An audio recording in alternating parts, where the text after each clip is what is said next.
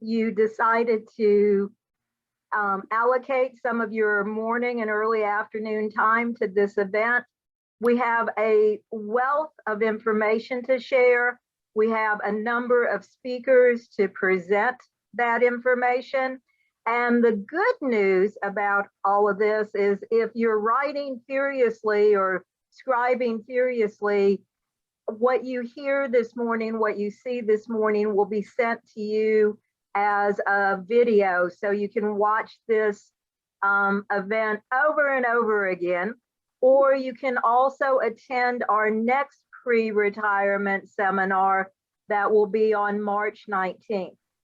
I know when I got ready to retire, it was confusing. I needed to hear the information 23 times, or at least 4 or 5, and a number of us who are retired on this seminar attend these pre-retirement events, and I continue to learn things even into retirement.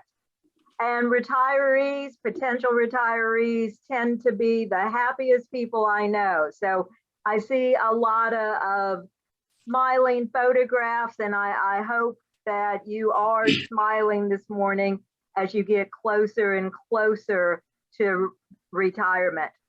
My name is Karen Solheim, and I am one of your GAE retired at-large directors on the GAE board. And for all of you who are GAE members, thank you so much. And for those of you who are not, I hope you will consider joining us. I'll be putting some information in the chat, and also sending you information, again, the recording of this meeting and some copies of handouts, etc.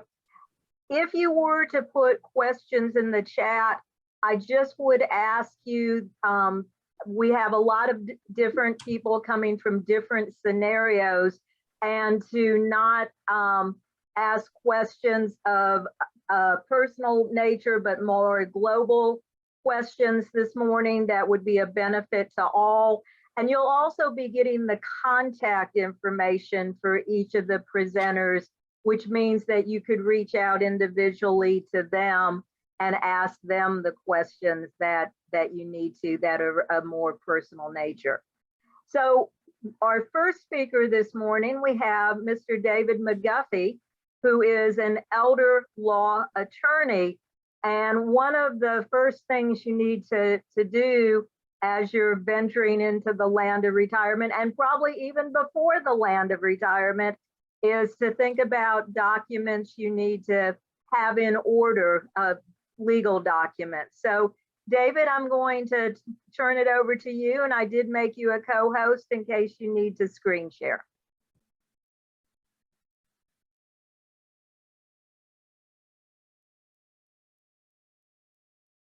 And David, you are muted at this point in time. Can you hear me now? I can, thank you. Okay. Well, I'm going to start by sharing. Can you see the What is Elder Law page? Yes, sir, exactly. Okay. This is a website that I've developed that helps individuals know what questions to ask, what issues are out there. And the URL is easyenderlaw.com, and we may look at it a little bit as we go. But back to what documents everyone should have in place. The thing that you need to consider is there may come a time when you cannot speak for yourself. Legal capacity is the thing that we're looking at when we're trying to decide whether you are able to make your own decisions. And the law presumes that you have capacity until a probate judge says otherwise. But there may come a time when you can't make your own decisions. And when that happens, if that happens, then you would want people you trust making decisions for you.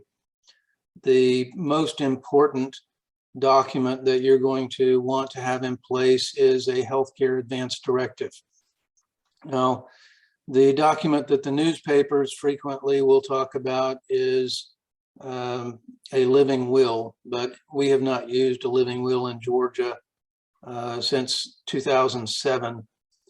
Prior to that time, Georgia allowed two different forms of advance directives for healthcare. They were a living will and a healthcare power of attorney. In 2007, the legislature attempted, and I emphasize the word attempted, to make things easier by combining those documents. So now when you execute an advance directive for healthcare, the document will allow you to name a health agent, and the document will also allow you to designate what your preferences would be if you were in a terminal condition or in a permanent coma. The document also allows you to designate who you would want as a guardian if you ever needed a guardian, and who you would want taking possession of your body, whether you would want your agent to have authority to donate your organs or your body to science. But the most important part of it is designating a health agent. And why is that important? Well, many people think that the only consideration should be what your preferences are if you're dying. But medical technology continues to march on, and we have no idea what medical options would be available in the future.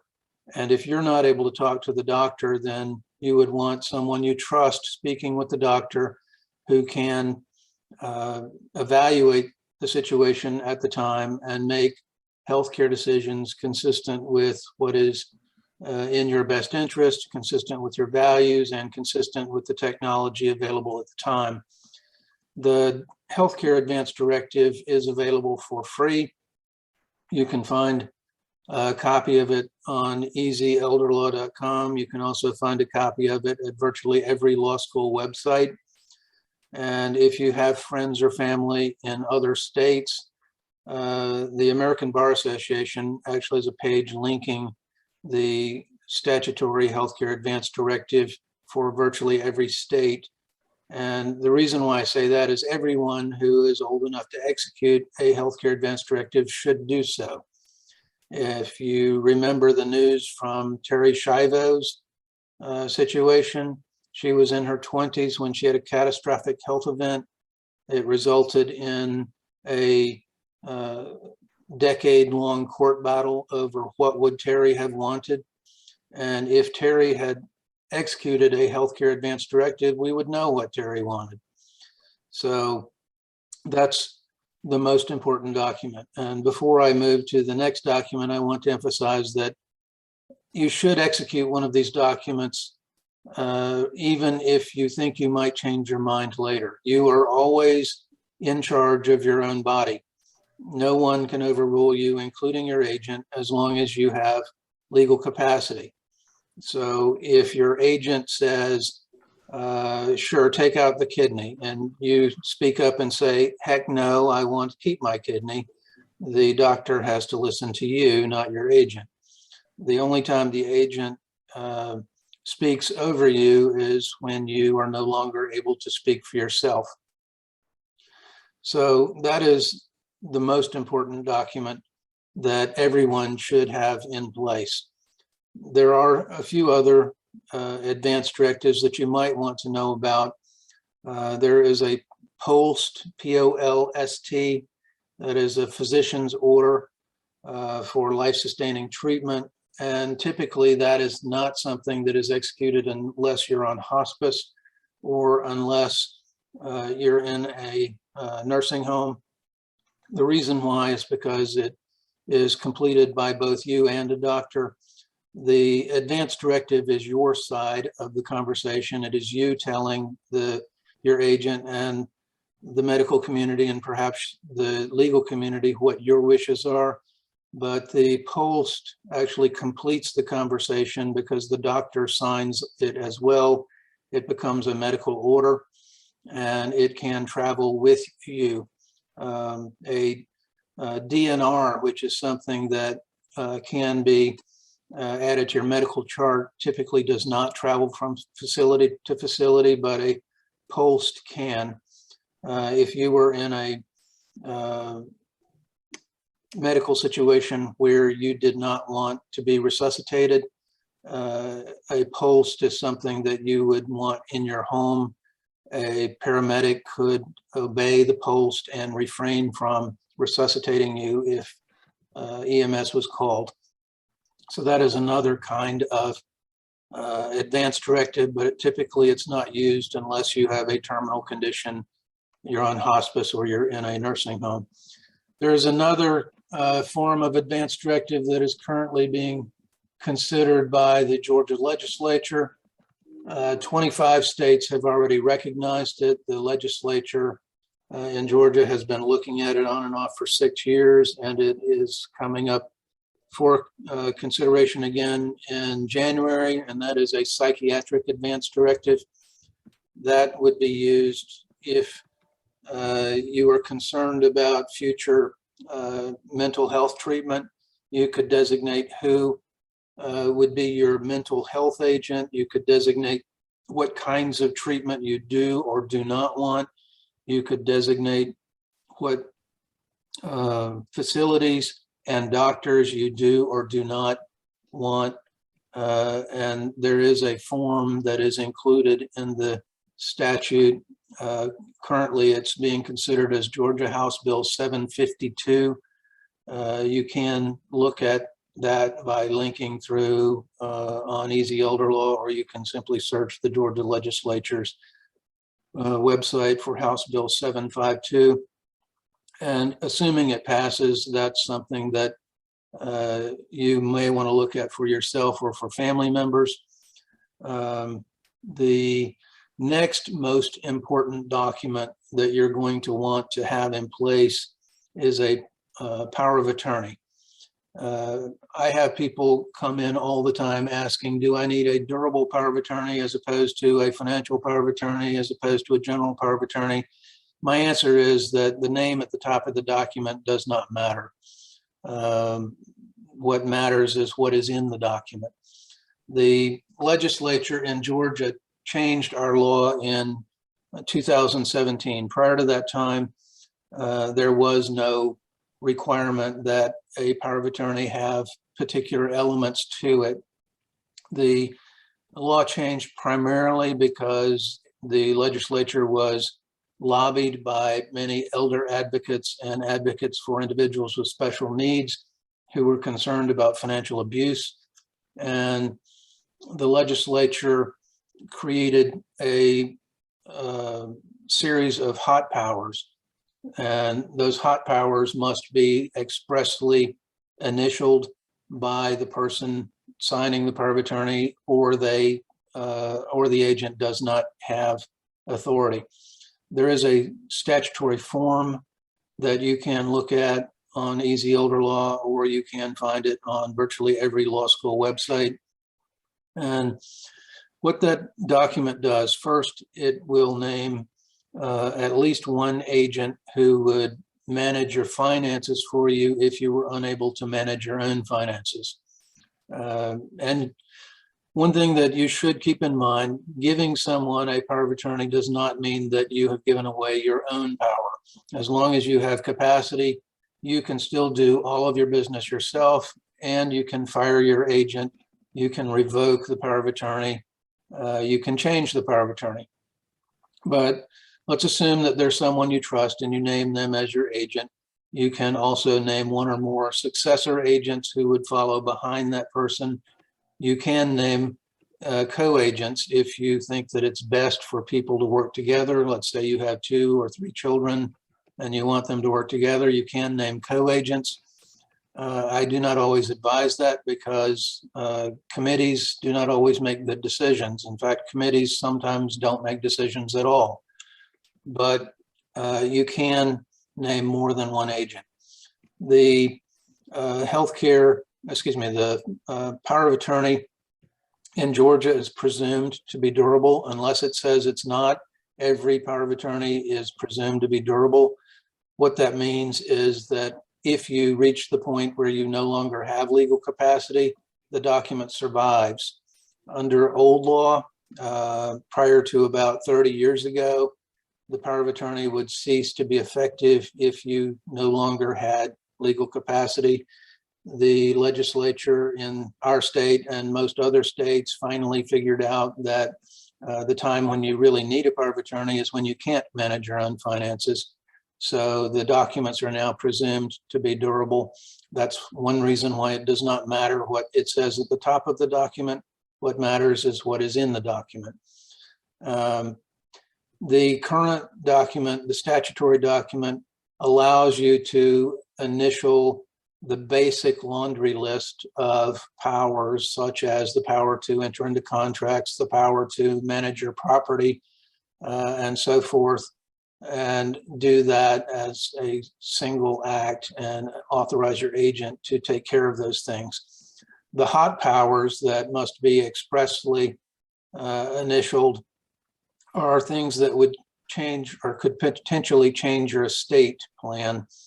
For example, if you co-own property as joint tenants with rights of survivorship, the power of attorney would have to be specifically initialed for your agent to change that arrangement.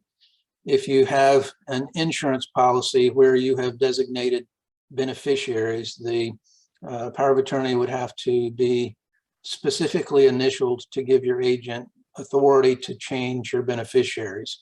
The same would apply with trusts. The same would apply with gifts. An agent would not have power to make gifts of your property unless you have expressly given your agent that authority. And again, the reason for that change was to minimize the risk of elder abuse or abuse of individuals who have special needs. The planning that most elder law attorneys do when someone is looking at a future nursing home placement and people come to us and say, please protect everything that we've worked for all of our lives so that it doesn't get spent paying nursing home bills, frequently will require that we move things around. So if you are concerned about the potential of Medicaid planning and trying to have your assets protected, if you went to a nursing home, you would probably want to give your agent the hot powers that must be expressly initialed. Now, one question that frequently comes up, and that is, if I execute a power of attorney, is it effective now? Can my agent start messing around with my stuff now? And the answer is, it depends on what you put in the document. Documents like a healthcare power of attorney or a financial power of attorney can be effective immediately, or they can be springing. I recommend that all healthcare powers of attorney be effective immediately, but most of the time, if I have someone coming in who is younger, the financial power of attorney will be springing. And by that, I mean some triggering event must occur before the power of attorney becomes effective. That triggering event might be that your doctor says you're no longer able to manage your finances. It could be that you've been admitted to a nursing home, or it could be anything else that we come up with. It could be that a committee, 3 of your 5 friends named in the power of attorney have stated that you can no longer manage your finances. So some triggering event would have to come to pass to make the power of attorney effective. And that would be one way of preventing an agent from managing your finances or attempting to manage your finances prior to the time that you're ready for that to happen.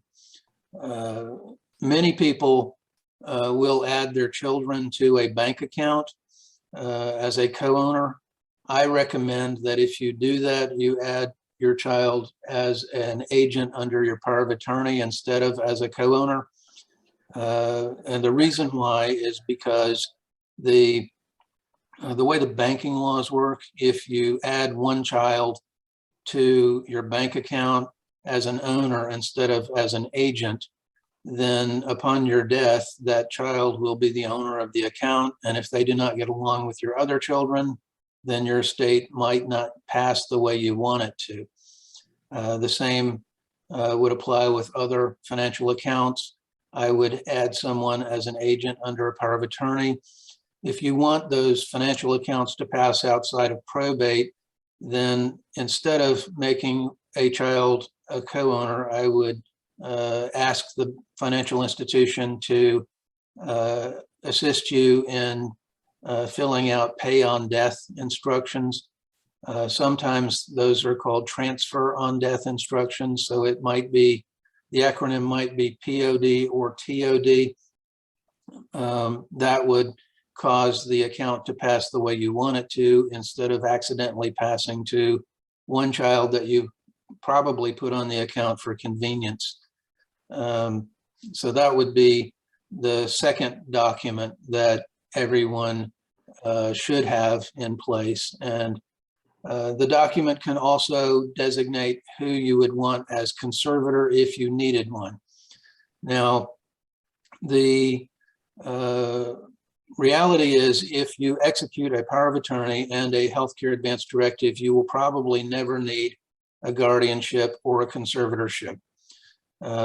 So you will save your family the heartache of playing Mother May I with a probate judge and trying to decide what to do in the future. If you've executed those documents, there are only a few reasons why we might need a guardianship or a power of a guardianship or conservatorship. One of them would be that you have somehow fallen victim to elder abuse, and we need a probate court to step in and put a stop to the elder abuse. The other reason would be if you need health care to save your life and you're, for whatever reason, being non-compliant. A probate judge could decide whether you're being non-compliant knowingly, whether you were choosing to refuse treatment or whether you were out of your gourd and you need someone to step in and help you get the treatment that you need. So if you've got those documents in place, unless something unusual happens like what I just described, you probably will never need a guardianship or a conservatorship.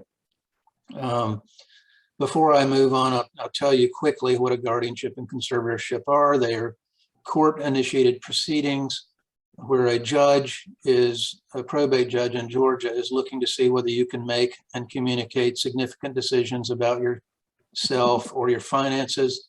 If the judge decides that a guardianship or a conservatorship is appropriate, they would legally take your rights away from you and give them to the guardian for purposes of making medical decisions, housing decisions, personal decisions, or to a conservator for purposes of making financial decisions. The Georgia statute requires the judge to look to determine whether there is some other way of making those decisions. Specifically, the petition requires the petitioner to state whether you've executed a power of attorney and a healthcare advance directive. If you have done that, and if there's no abuse going on, then the judge will not appoint a guardian or conservator. So that gets us through most of the decisions that we would want to make with documents during your lifetime. The documents that you need in place to facilitate how your assets move after your death would be a will, or in some cases, a trust. What's different about the two documents? A trust is a document that not everyone needs, but some people do, and it would direct how your money's used after you're gone or after you no longer have the ability to make those directions. A will is a document that states where your property goes after you die. Some people think they don't need a will. I would argue that everyone should have a will.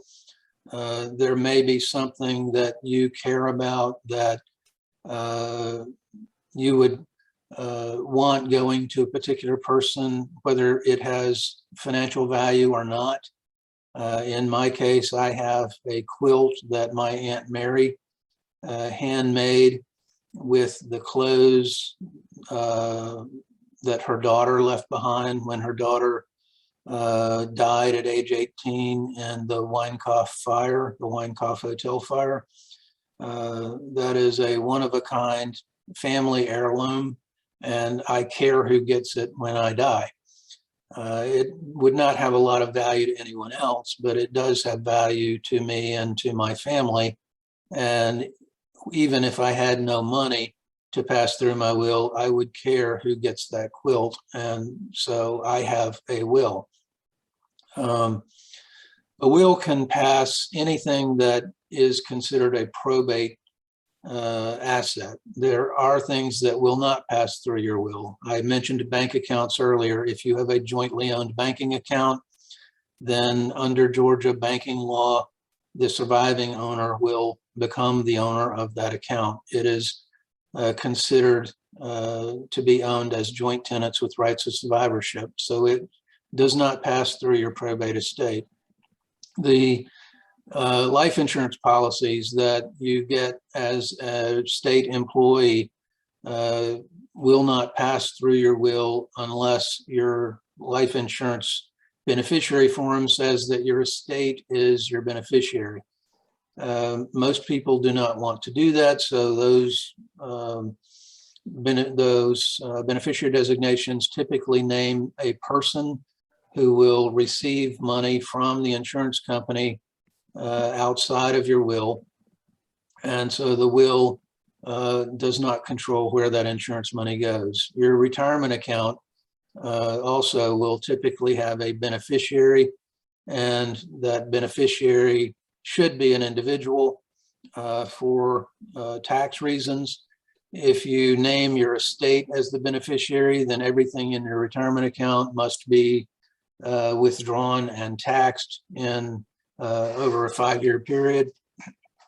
If you name a spouse as the beneficiary of your retirement account, it will not pass through your will. It will pass to your spouse, but your spouse can take it over their lifetime.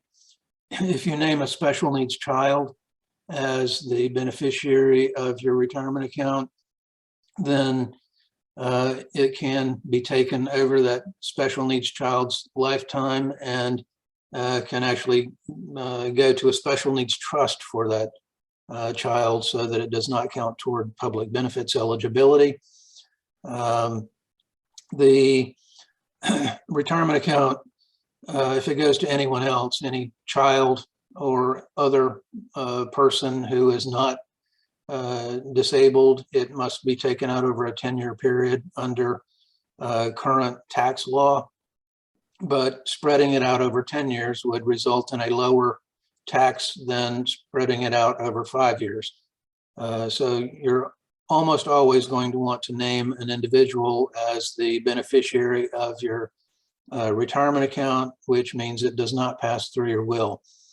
A will passes things that cannot be accessed in any other manner without the assistance of a court. Those would be things that are owned solely in your name, that where there's no contract provision or other provision passing it to a living person following your death. A will does not become effective until it's probated. Almost every week I have someone that comes in and they think that because they were named as beneficiary under a will, they don't need to do anything. They do. They have no legal authority to act under the will until it is probated and they receive a document from the court called letters testamentary. And those letters testamentary would give the executor or personal representative authority to go forward and do what the will instructs them to do. So a will is an important document. It's going to state who gets your stuff, the things you care about when you die, unless there is some contract reason or property law reason why it passes outside of your will. A trust is a document I'm going to discuss briefly. It looks like I have about 15 more minutes, so I'm going to try to hit the concept of a trust in the next 5 minutes, and then open it up for questions that you might have. I'm not sure how we're going to handle questions on a call with 42 participants. This is the first time I've done a Zoom presentation with this many participants, but I'm sure we'll figure it out.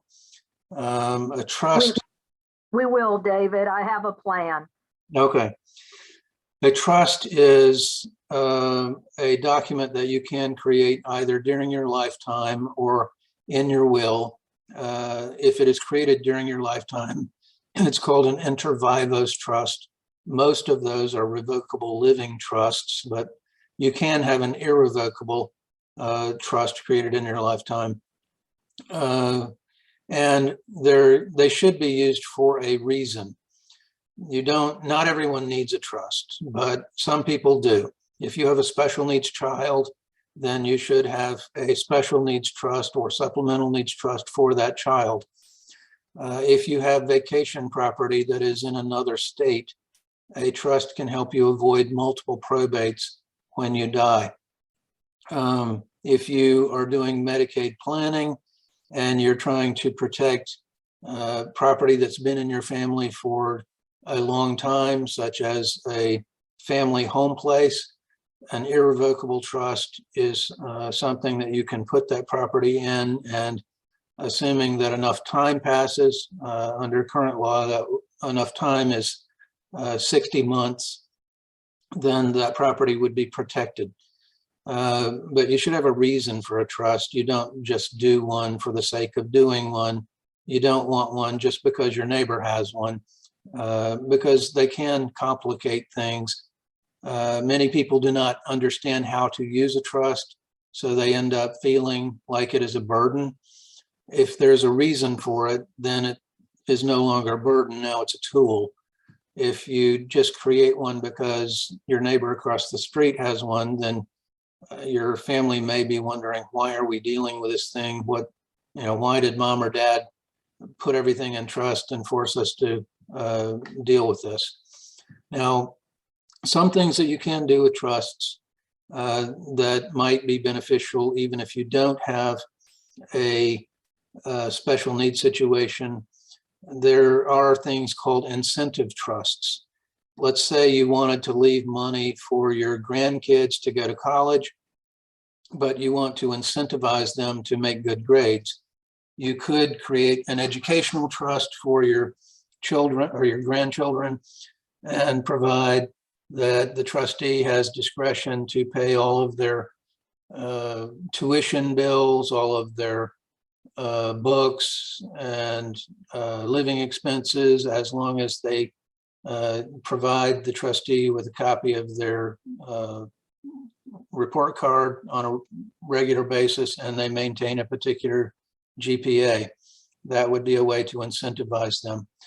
Other things that people who have money have done with trusts to incentivize their children or grandchildren, you could provide that the trustee has discretion to use trust money to help a child or grandchild start a business, so long as the child or grandchild provides an equal amount toward the down payment on the business, or if they were trying to purchase a home, a down payment on the home.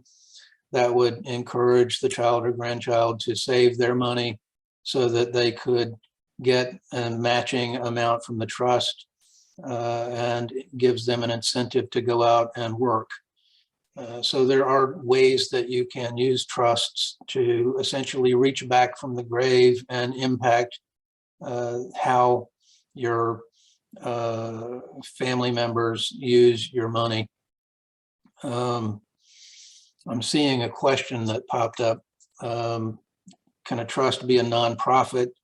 It is possible for a trust to be a nonprofit, but in most cases, you're probably going to want to give your money to a nonprofit and make it a restricted gift so that they must use it based on the restrictions that you put in place when you make the donation.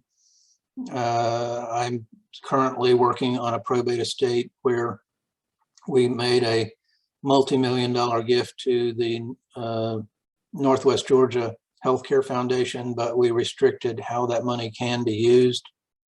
And it looks like I've got 10 minutes left. I've gone through a lot of information very quickly. So I'm going to let Karen tell us how to do questions and answers. So if you could raise your hand, and if you have a question, that would be great. And so those individuals will pop to the front of the line and unmute. Or if you need to put or want to put a question in the chat, that would also be good. So do we have any questions for David this morning?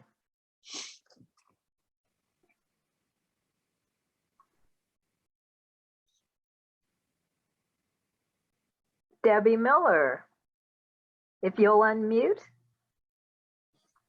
Good morning. Could you just explain to me how does the pay on death scenario works with regards to the bank account that you described? Okay, when you go to the bank initially or at a subsequent time, and you fill out the paperwork to open the account, you can designate who would receive your account upon your death. Now, one advantage to doing it that way, the person that you name or the people that you name as pay on death beneficiaries cannot access your account now.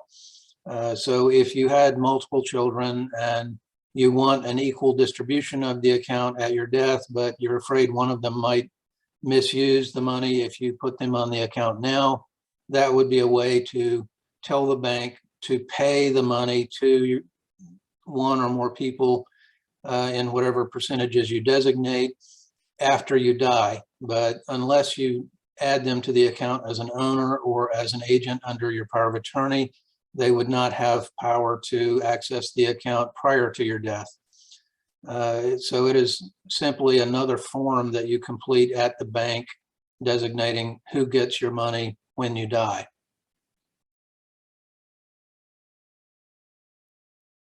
Did that answer the question? It did. Thank you very much. Other questions people have?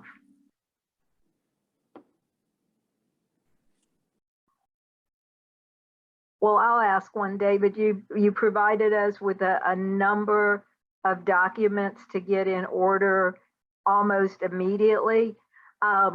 So if I had to start at one place, what's the first document I should get in order? The first document that I would begin with is the Healthcare Advance Directive. And it looks like we just had a question pop up. How is the healthcare time agent different than the health power of attorney? Since 2007, we do not use a document called a health power of attorney. We use a Healthcare Advance Directive in Georgia. The reason why that's the most important document is your life is your most valuable asset. Your health is your most valuable asset. And you probably care how your health is managed. You probably have family values and personal values concerning the kinds of treatment that you do want and the kinds of treatment that you do not want. I have people that come in on a regular enough basis who do not want blood transfusions because their religious values prohibit that, or they may have other restrictions that they want in place. And without having a healthcare agent who can speak for you when you're unable to speak for yourself, you cannot enforce your healthcare values.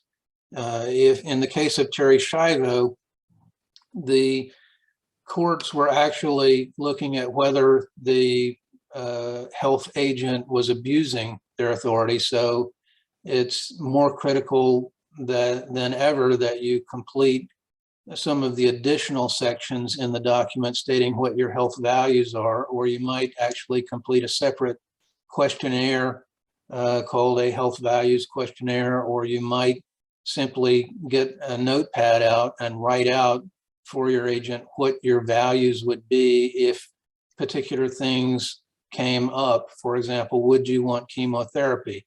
Would you want radiation therapy? If you did, would you want them to stop after a certain period of time?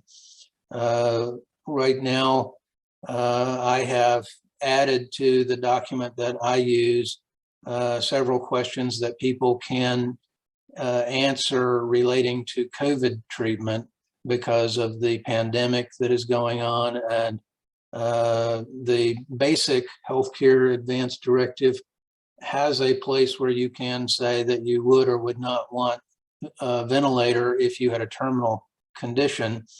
But many COVID patients might need a ventilator for a temporary period of time and they might get better.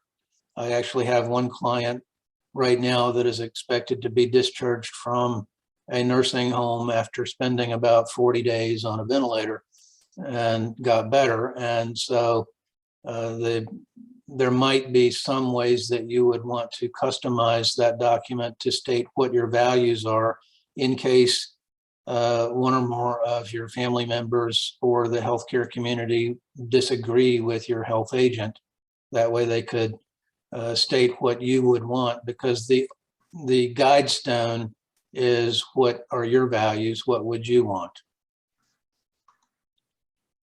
I think there are a couple more, thank you. I think there are a couple more questions. And so it says so the power of attorney just covers financial issues, question mark. Yes, in Georgia, the documents are typically two separate. You have a power of attorney, which covers financial issues, and a healthcare advance directive, which covers healthcare issues. One thing I did not mention, but I probably should, your health agent designated in your healthcare advance directive will have the ability to get your private health information. They do not need a separate HIPAA release. The reason why is the law recognizes that they could not make healthcare decisions in a vacuum. They must have access to your health information to make appropriate healthcare decisions. Looks like the other question, if you have accounts at several banks, you would have to fill out the transfer on death or pay on death form at each bank if you want those accounts to pass outside of probate. You can't just do a single document that would cover all of the banks. You would have to complete that form at each bank. Any remaining questions? David, thank you so much for your time and your information this morning. Ms. Wells has raised her hand, so let's make this the final question. Ms. Wells. Yes, the TOD, is that the same form at each bank? Yes and no. I mean, it is the same form in the sense that it does the same thing, but each bank is going to have its own lawyers, and its lawyers are going to prepare it a little differently. So it's going to look different at each bank, but it has the same function.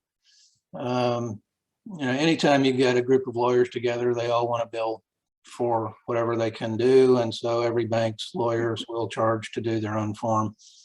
But it accomplishes the same thing. Before I end, and it looks like I've got about 20 seconds left, I started Easy Elder Law back in March of this year as an informational website. It does not ask you to buy anything. It does not sell anything. But right now it's already got about 800 pages of information on it. It's got some forms on it. It covers a gamut of subjects relating to estate planning, Medicaid planning, guardianships, and special needs law. And I'm adding to it every day. So if you have questions, you may be able to find some of the answers to your questions there. Of course, that is not a substitute for hiring an attorney. So that is, it's just a way to get information. So it looks like someone asked, what is the URL? So I'm going to type it in.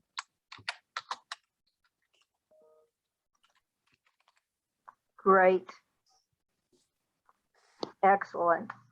David, thank you again so much for sharing your expertise with us this morning. And I know when I send out the information from this seminar to participants along with contact info for the speakers, that people can reach out to you individually if they have other questions.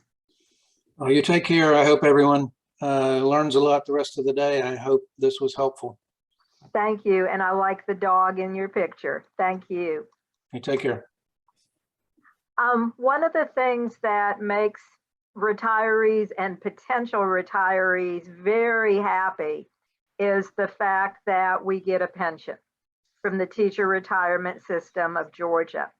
So one of the things that the Georgia Association of Educators Retired Organization does is to monitor the TRS board meetings, which are held every couple months on a Wednesday, starting at 10:30 in the morning, when most active employees are in the trenches. So our next speaker, Dan Powers, is chair of the GAE Retired TRS Monitoring Committee. And I thought would be very helpful just to have an overview of how TRS works. Because with the General Assembly starting up in January on the second Monday, there are always people who are interested in changing TRS. So Dan will be sharing information on a general level about TRS. And then later on in our program today, Mike Zoram, who's an employee of TRS, will be sharing specific information that you need to know concerning retirement. So Dan, I am about to share this PowerPoint. And here you go. Okay, well, thank you. And stole on thunder, because I was going to say one of the things that really makes us smile is our pension plan, which is the Teacher Retirement of Georgia. The first slide there is their website. And you'll see the big yellow arrow goes up to TRS, My TRS login. That's real important. If you haven't created an account with TRS, you should. For one thing, they'll tell you how you're doing in terms of retirement predictability. And the second is that you'll need it once you do retire, because you just want to keep track of it. Now we do our bi-monthly attendance, and usually there's 3 or 4 of us there. So we keep a pretty good count of the pulses that are going on with that. And of course, we should mention the fact that the chair of the Georgia retirement system, the board of directors, is Deb Hammonds, who is past president, and she's doing a fine job and is well respected nationally. Okay. What's the difference between a defined benefit and a defined contribution? That's a really important question, because a lot of people get confused by that. So let's go to the next slide and start talking about that. Oh, well, there's our assets. Now, one of the things is that they meet every 2 months. So if we give the August statistics or totals, that's actually from their September meeting, and the next meeting is November 17th. So of course we don't have the updates, but given what the stock market's been doing for the last several weeks, I suspect that 1.104 billion in assets is probably higher. You can see also the statistics on contributing member accounts and how many of us are retired. That's a fairly good ratio. It's not as high as we'd like that ratio, but it's a good ratio. Moving along.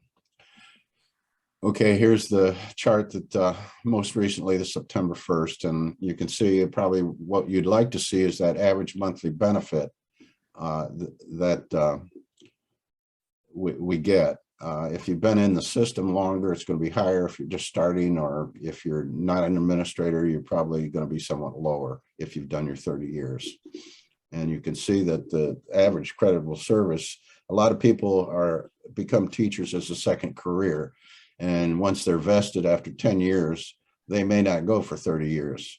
So that's what brings the average down. If you started teaching out of college, you start at 22 or 23, you'll get your 30 years in your mid 50s, assuming you can stay in there. You know that the predominance of teachers is female, are females, and quite often they have to take time out for child rearing. And so sometimes they don't get their 30 years in until they're in their 60s. Average age of retirement is 59. Anyway, you can read that as well, Ken.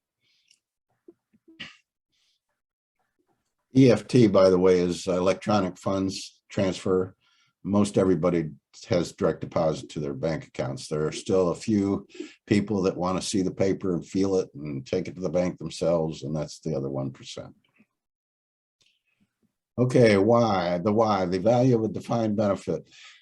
One, for teachers in general, for the Georgia teacher population, recruitment is very important. A lot of people don't think about the retirement, but a lot of people do, especially if they're educated, and most teachers are, most educators are, regardless of where they fit into the various niches of teaching or education. They know that there's a retirement in my future, and so many people go into teaching because they want to teach children, but they also would like to know that something's going to happen at the end of a long and fruitful career.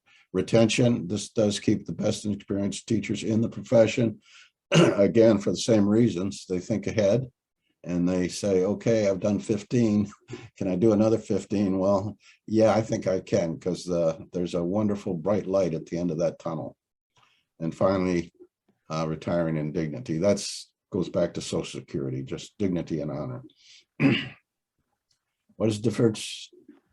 Okay, these slides are pretty important because the defined benefit contribution, there are several ways you can compare the two types of pension systems. The first one is the defined benefit. The retirement stream is guaranteed for life.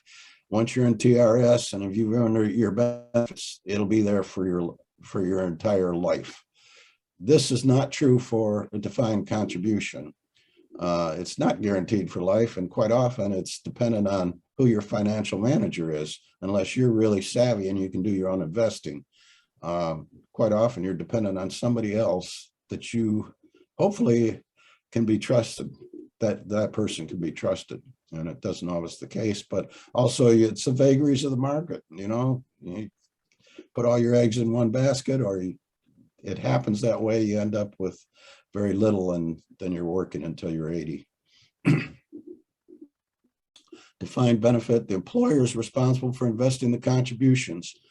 And that's the TRS. In this case, they're not our employer, but the employer of the school system. The school system you work in sends the money to TRS, and they make some pretty good investments if you've watched the market. The employee responsible, the employee, that means you are responsible for where that money goes that is put into your whatever type account you're investing in. The amount of retirement is known. You can just look it up. You can, anytime you just use your formula, which we'll go into in a minute, but you always know pretty much what your defined benefit will be. And if you're not sure, you call up TRS or you go onto their website, and they have a number of platforms that'll help you out, or you can actually talk to a live person. And they're pretty good about it too. One of the things they publish every month is the wait time and the talk time that somebody, seeking counseling with TRS by phone is, and longest wait is 5 minutes, and usually it's much less. So it's not like calling Social Security, put it that way. The amount of retirement income is unknown because you're on the vagaries of the market and your investment, the specialist, or your own instruments that you use. So you're never quite sure. Inflation protection, that's one of the, in Georgia, that's probably unique to the nation, is that we got the 3% biannual 1.5%, or semi-annual, I'm sorry, 1.5%. And that happens twice a year. So you get 3%. And it's very, very good in terms of inflation protection. Survivor benefits usually built in, and you can see on the other side, there's no inflation protection. Survivor benefits are not built in. Your surviving spouse gets what you invested, hopefully wisely.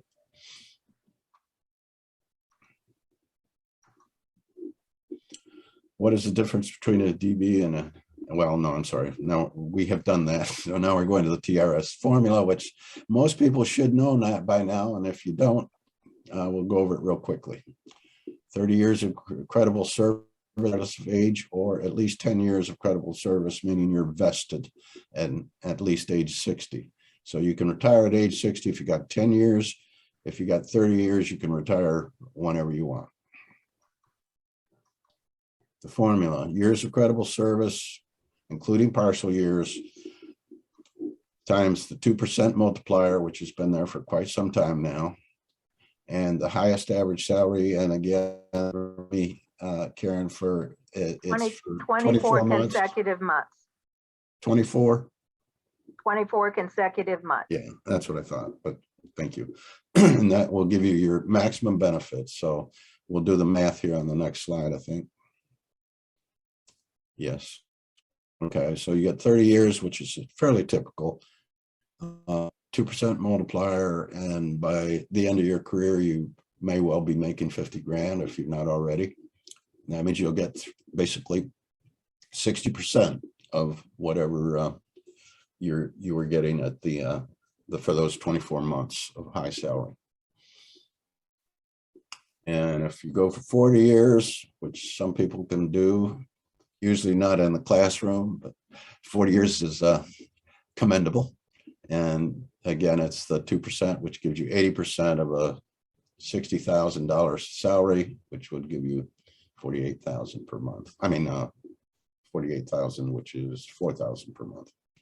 And Dan, will you share about the 40 years and not getting additional credit thereafter? Well, I think you just did. Yes. If you work beyond 40 years, you're working for yourself, because it doesn't add to your benefit. So and sometimes the necessity or the joy of your work is there, and so you're willing to do that. But just bear in mind that after 40 years, it does not contribute to the TRS anymore. Unused sick leave can be applied. 20 days for equals 1 month of service, which is a typical month for a teacher. 9 months of sick can be equals 1 year of service. So if you're building up those sick leave credits, especially as we get older and our children are no longer needing comfort when they're sick, so you don't have to take sick leave for your children, or if you're in good health, you can really build up that sick leave credit. It's very handy at the end. When I retired, I had 29 years in the classroom, and then I had over a year of sick leave. So I am getting the full 30 years of service credit, and that sick leave is a wonderful thing. Yeah, that law changed at one point, because when I retired, you had to use up your sick leave. Right. And then you could retire. So anyway.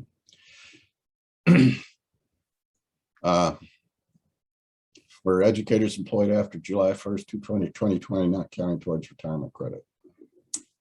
So this was a That bill was that was, legislation that was, I'm sorry, that was House Bill 109. I wasn't looking at it. That was stopped in large part because GAE lobbied very hard and brought in a lot of other people besides the GAE to convince the legislature this was not a smart bill. And there's several provisions. I think we're going to go over a couple more of them. and a lot of times in the legislature, what the legislators will do is they'll say, oh, for educators employed after July 1, and put it a certain date, a certain year. And so those of us in the trenches think, oh, it won't affect me. Oh, that's okay. But it's really not, because it ultimately does affect if we're not retaining and recruiting the best and the brightest, because we've weakened our teacher retirement plan. Yeah, they like to try to appeal to our, oh, that doesn't affect me, so I don't care. But we have been traditionally very conscious of incoming teachers and protecting their rights, and usually we've been successful. 1.5% COLA, I've mentioned that previously. It's awarded in January and July, and as the years go by, that percentage represents a higher and higher amount each month. So the cost of living adjustment is very important as for your ability to retire in comfort and honor, but also to, if you can explain it to your incoming teachers. This again, the old House Bill 109 wanted to just say a 3%, which probably wouldn't impact us terribly as far as our pensions are concerned, but it would over years actually lessen the amount you got, because it's compounded by semi-annually, which is just, it's wonderful.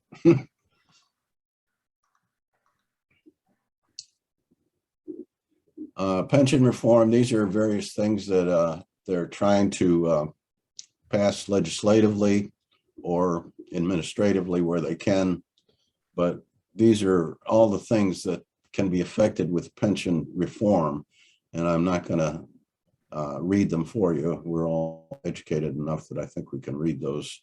We'll be going over some of those things, like the employer-employee contribution rates, the use of highest average salary, we already mentioned,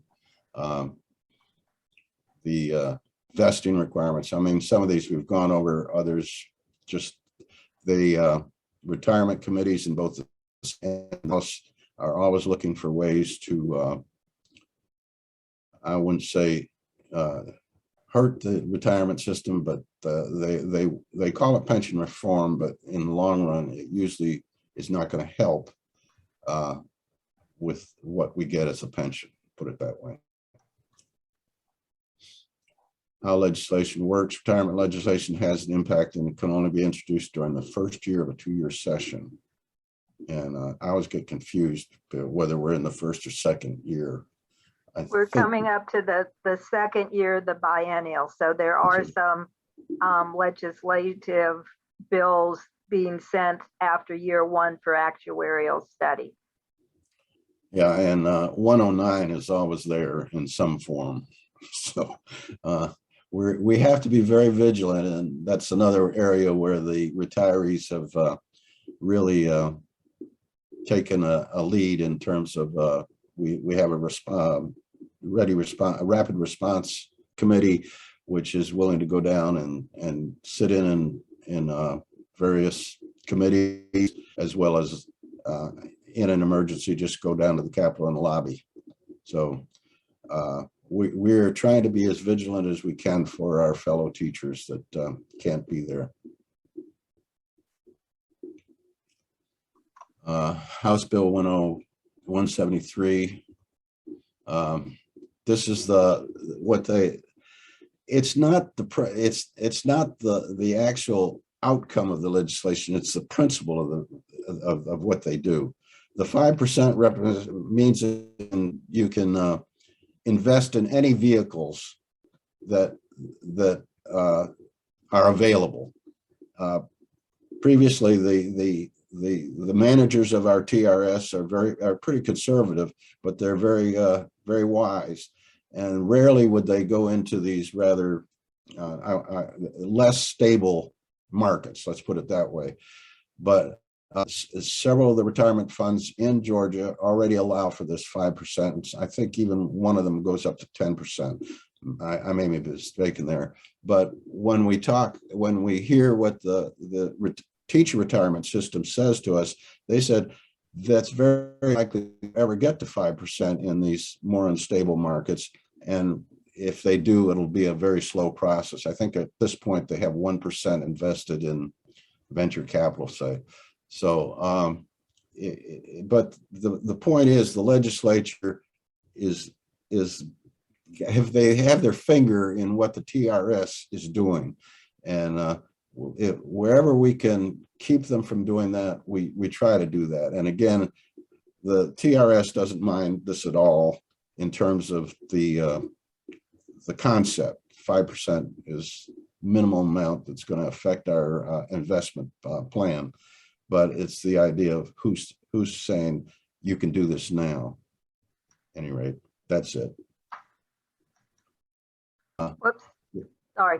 That's all right. Back to work. That's another bit of a legislation which affects a lot of teachers that for various reasons still need to go back to work, even though they have their retirement, or sometimes, life events affect how their finances are impacted. So they need to go back to work. And the legislation now is fairly beneficial. They're making it easier for teachers to go back, both part-time and full-time. But again, that legislation is inactive. Okay, we did that. So how is TRS founded? Or are we going back to the, yeah, there we go. The three parts of the stool, say the three legs of the stool, you can see is teacher retirement system, teachers retirement system. I'm sorry, this is bucket 1, bucket 2, and bucket 3, employee, employer, and investment. And you can see by the jars that there's a noticeable difference in how much is what parts of which contributions are the largest and the least. So we'll go on to the specifics here. All right, the first one is the teacher retirement system of Georgia. Oops. You can see here the employee rate is 6%, and it was once around 5.5% back a decade ago, but it's been pretty consistent throughout our history of this as 6%. We contribute 6%. You can see next is I believe the employer rate. Really 19.81% now, and it's actually down from recent years, but in recent years it went up remarkably. You can see back in 2011 it was just 10.25% approximately, but now it's almost double that, and for a while there it was double that. But they're trying to bring it back down because of course school systems do not like this when it's that high. And finally, you go to the investments, and you can see that jar is really full. And we are very dependent on the investments that TRS makes to supplement the contributions that the employees and the employers make to the degree that it's vital. They are the caretakers of our retirement system, and we are very dependent on decisions they make. But you can see also that a lot of their decisions have been very wise in recent years, and well, even months. Of course, this chart, if you remember the pandemic and the history of the pandemic, that's why it went down. It was under 80 billion at one point, and in the Atlanta area, particularly took great delight in pointing out that we would really taken a hit from the pandemic, as everybody, the entire economy did, but they seemed to focus on this. But as time went by, the market stabilized and investment wisdom continued. And now, as I said, I'm sure because of the market performance over the last several weeks, that 104 billion 0.6 will probably be a little bit higher. So this is just a nice little graphic, hypothetical teacher retiring in 2010. It's now 8 years later, and that person's gotten $370,000 plus in retirement income. Well, as Dan alluded to, the entity that contributes least to TRS is the employee. So only 12% of that 370,000 comes from the employee. The employer contributes a little bit more, but again, as Dan is so eloquently stating, we depend on the investment income to make sure our pension stays solvent. And I think that's the name of that tune, isn't it? It is. Well, I hope that it was somewhat enlightening. I really enjoy going to those meetings because Dr. Evans, the executive director, always makes a very nice presentation of all the divisions, and usually they have some interesting reports. So I hope to continue doing that. And Karen is usually there, and Tony Smith, our president of GAE retired, is usually there, and occasionally we'll get GAE governance person there. But anyway, staff person, I'm sorry. We hope that you will have many years of wonderful retirement with the teacher retirement system. Thank you, Dan. And I'm going to play one short video that's put out by TRS that gives just a nice overview. And short, it's less than 180 seconds. So here we go.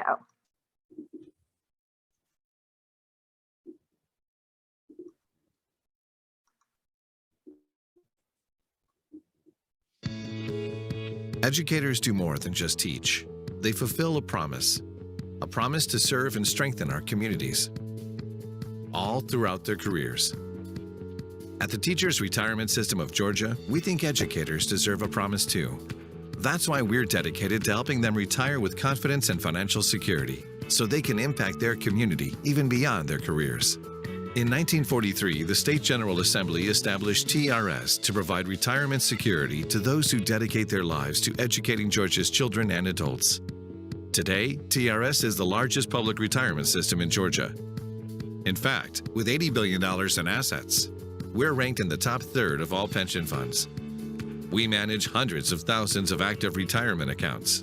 And while TRS pays more than $5 billion a year in benefits to retired members and their beneficiaries, approximately $8 billion is pumped back into the local communities in the state of Georgia. You see, TRS doesn't only help teachers, we also help to boost our local economy. Every dollar paid in state and local pension benefits goes on to generate an even greater total output. Say a retiree receives a pension payment, then uses it toward the purchase of a home. From contractors and builders to mortgage brokers and real estate agents, everyone involved is put to work, earning and spending money in our local economy. That in turn means even more business, more hiring, more jobs, all right here in Georgia. And remember, the majority of funds in our members' accounts comes from investment income. But unlike 401k and 403b plans, pensions aren't tied to the stock market. Whether stocks go up or down, TRS benefits stay the same from month to month for stability retirees can count on. Our teachers' careers start with a promise. With the Teachers Retirement System of Georgia, their retirement does too. Because the way we see it, a pension is a promise our members can rely on and retire on. Visit trsga.com and learn more today. Whoops. And Sorry, I've lost my Zoom screen here.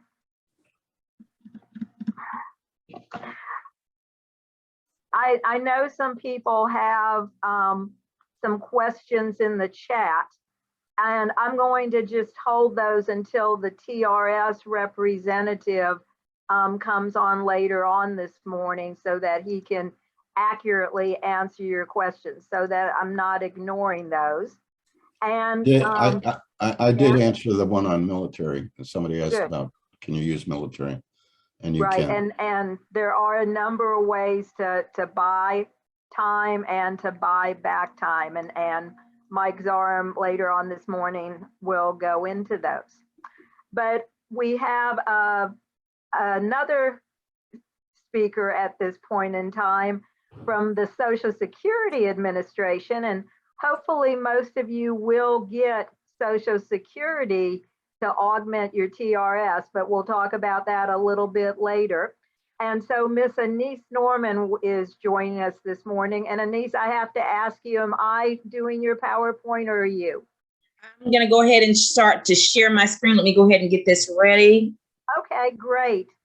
So Anise is with the Social Security Administration and has presented a number of times for us.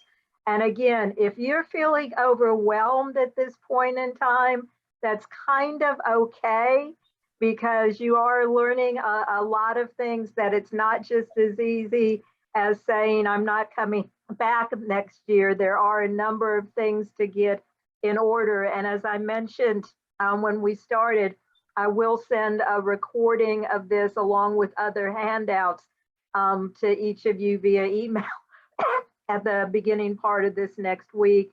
And Miss Anise, share with us about Social Security. Thank you, Karen. Good morning, everyone. My name is Anise Norman. I'm a public affairs specialist with Social Security Administration. I've been with the agency now a little over 25 years. And what I want to do for you this morning is give you the basics of what you need to know when you're thinking about or planning for retirement.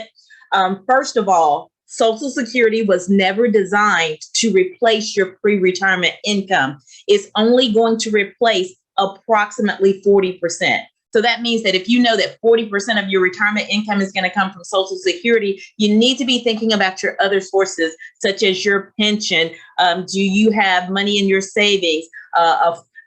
Or do you get money from, are you a veteran? Do you get a VA pension? And when you add it all together, is it enough to sustain you in retirement? Because most financial planners will tell you that you're going to need somewhere between 70 to 80% of your pre-retirement income to live comfortably in retirement. And I hope that by the end of this Social Security presentation, at least you'll have a better understanding of the Social Security piece. And with that being said, we're going to go right ahead and jump into it. First of all, what I want to show you here on the screen is, of course, our website at www.socialsecurity.gov. But because of, how we're operating now in the pandemic, this is going to be a helpful tool that if you needed to request, say, an express appointment with us for limited service, you need to come to our website and to review the coronavirus questions, and also, just to see what the requirements are for what you may be coming into the office for. More than likely, it's either going to be for you to drop off documents or proofs, as we like to call them, because you filed either online for that retirement or a disability claim with us. Or it could be that maybe you need a replacement Social Security card, or you're going through a name change, such as you just got married or you've gotten divorced, or something else has happened that would require you to change your name with Social Security so that with other agencies, your name would be correct throughout the process. And this is going to be a good site for you to go to get that basic information. The next screen that I want to talk to you about is that when you do go to our website, you can do a search to locate your servicing office. When you do, you should get to this screen right here. The most important thing you need to do is to enter your zip code, and you're going to hit that locate button, and that's going to pop up or bring up for you your local servicing office. What you'll get is the general inquiry line, so that way you can speak to someone directly in that local office. Or if you don't want to do that, you can always contact us at our national 800 number, which is up in the corner there, the national 800 number at 800-772-1213 to be able to schedule a telephone appointment or to inquire about whether or not whatever your issue is would rise to the level that would dictate that you could have a express appointment in the local servicing office. And with that being said, I'm going to go ahead and talk about the good stuff. And that is when you're thinking of retiring. First of all, one of the things that you need to understand is that this is a very personal decision. One size does not fit all. What's right for your coworker or a family member may not necessarily be the right thing for you, because you need to figure out what is the right age. The earliest point that a person can come into Social Security to retire with us is at age 62. Keep in mind that if you come early at age 62, then and decide to select that benefit, then that benefit is permanently reduced over the lifetime of the benefit. And then the only potential increases that you would receive are going to be those cost of living or COLA increases. And as we all know, recently, Social Security did finally, publish what the COLA increase would be for 2022. And that is the largest in Social Security history of 5.9% that beneficiaries will see in that January check. And normally how the COLA works is usually sometime between September and October timeframe. The Bureau of Statistics, they look at inflation to determine whether or not inflation has risen to the level that would warrant an increase in benefits. And if so, then they determine whatever it is, and then it would be effective in the check that the beneficiaries would receive in January. Another consideration that you need to think about is, do you plan to work after you start to receive that Social Security benefit from us?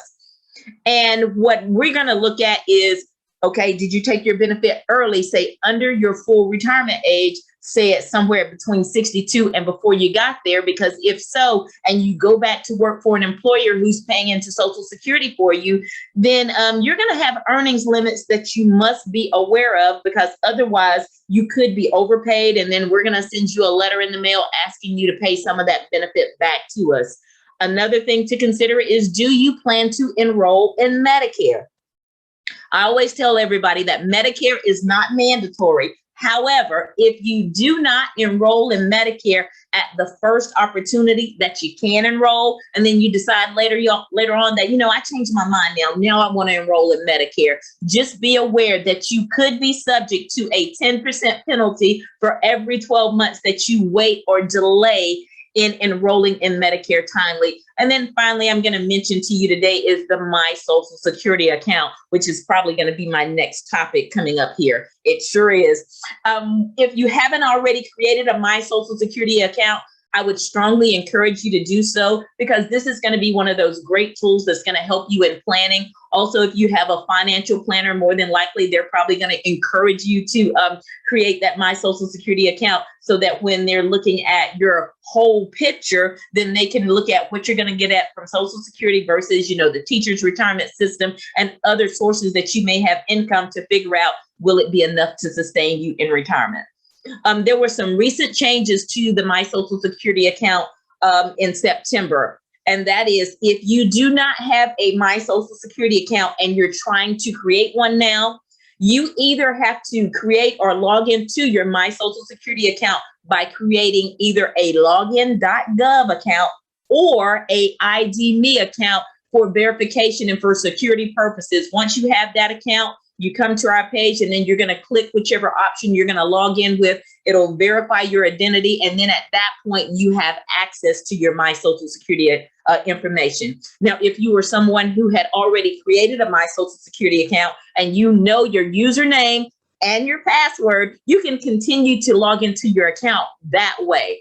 But if for some reason you get locked out or we're unable to reset your account, then going forward, everyone will either have to have a login.gov or a ID.me account in order to access that My Social Security information. And then once you get to your My Social Security information, it's really some good stuff on that page there for you. And some of the things that you're going to be able to do through your My Social Security account is number one, you can request a replacement Social Security card as long as you meet the criteria.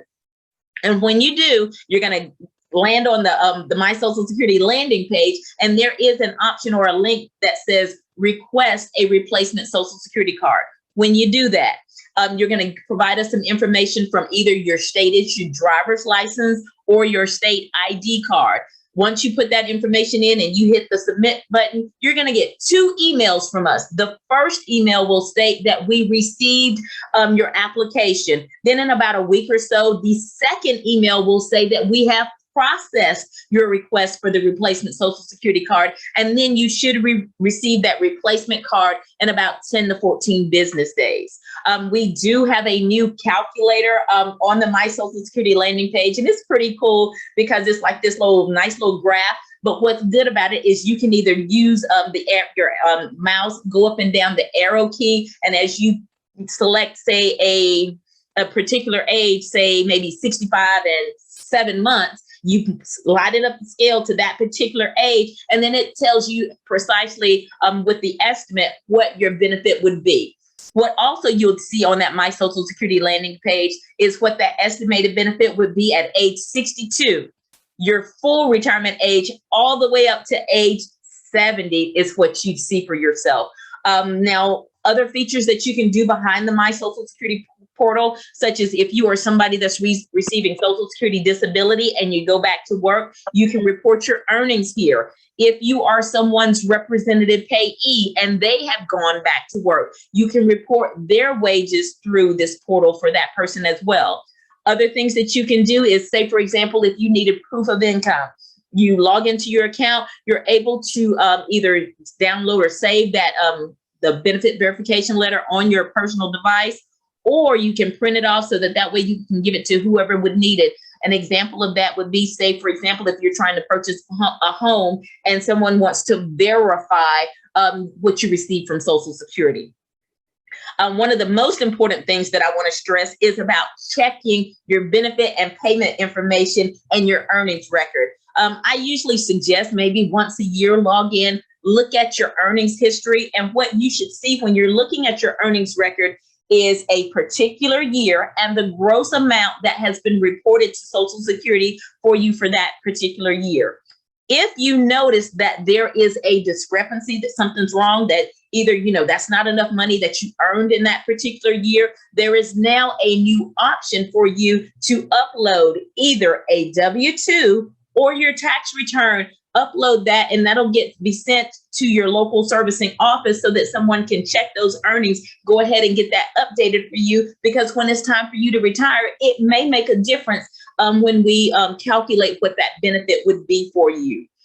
While I'm thinking about this, in your My Social Security account, your estimate is going to be based upon projected earnings that we are projecting for you based upon your last verified earnings for you. And then when you hit those milestones, such as 62, full retirement age, and up to age 70, that will tell you what your projection is.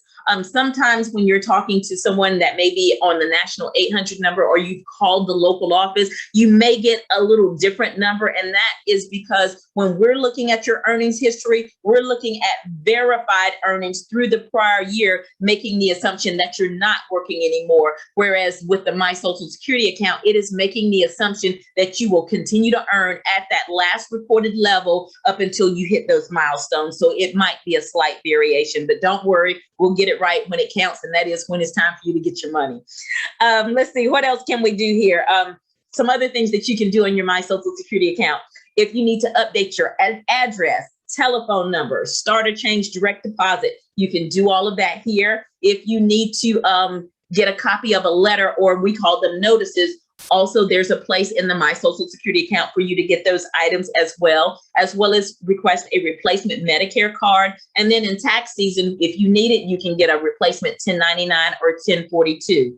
Another feature that is not listed here is that you can do is, say, if you have filed for retirement, disability, Medicare, or even filed an appeal, there is a way for you to kind of look at the status, see where you are in the process. And then once that decision is rendered, then that notice would be available for you through your My Social Security account. So that way you can just check where you are in the process to see, have they finished processing my application for retirement? How close are they? And then once that notice or letter arrives, then you'll know exactly what you're going to get from Social Security. So that's some cool things that we have going on in the agency for the public.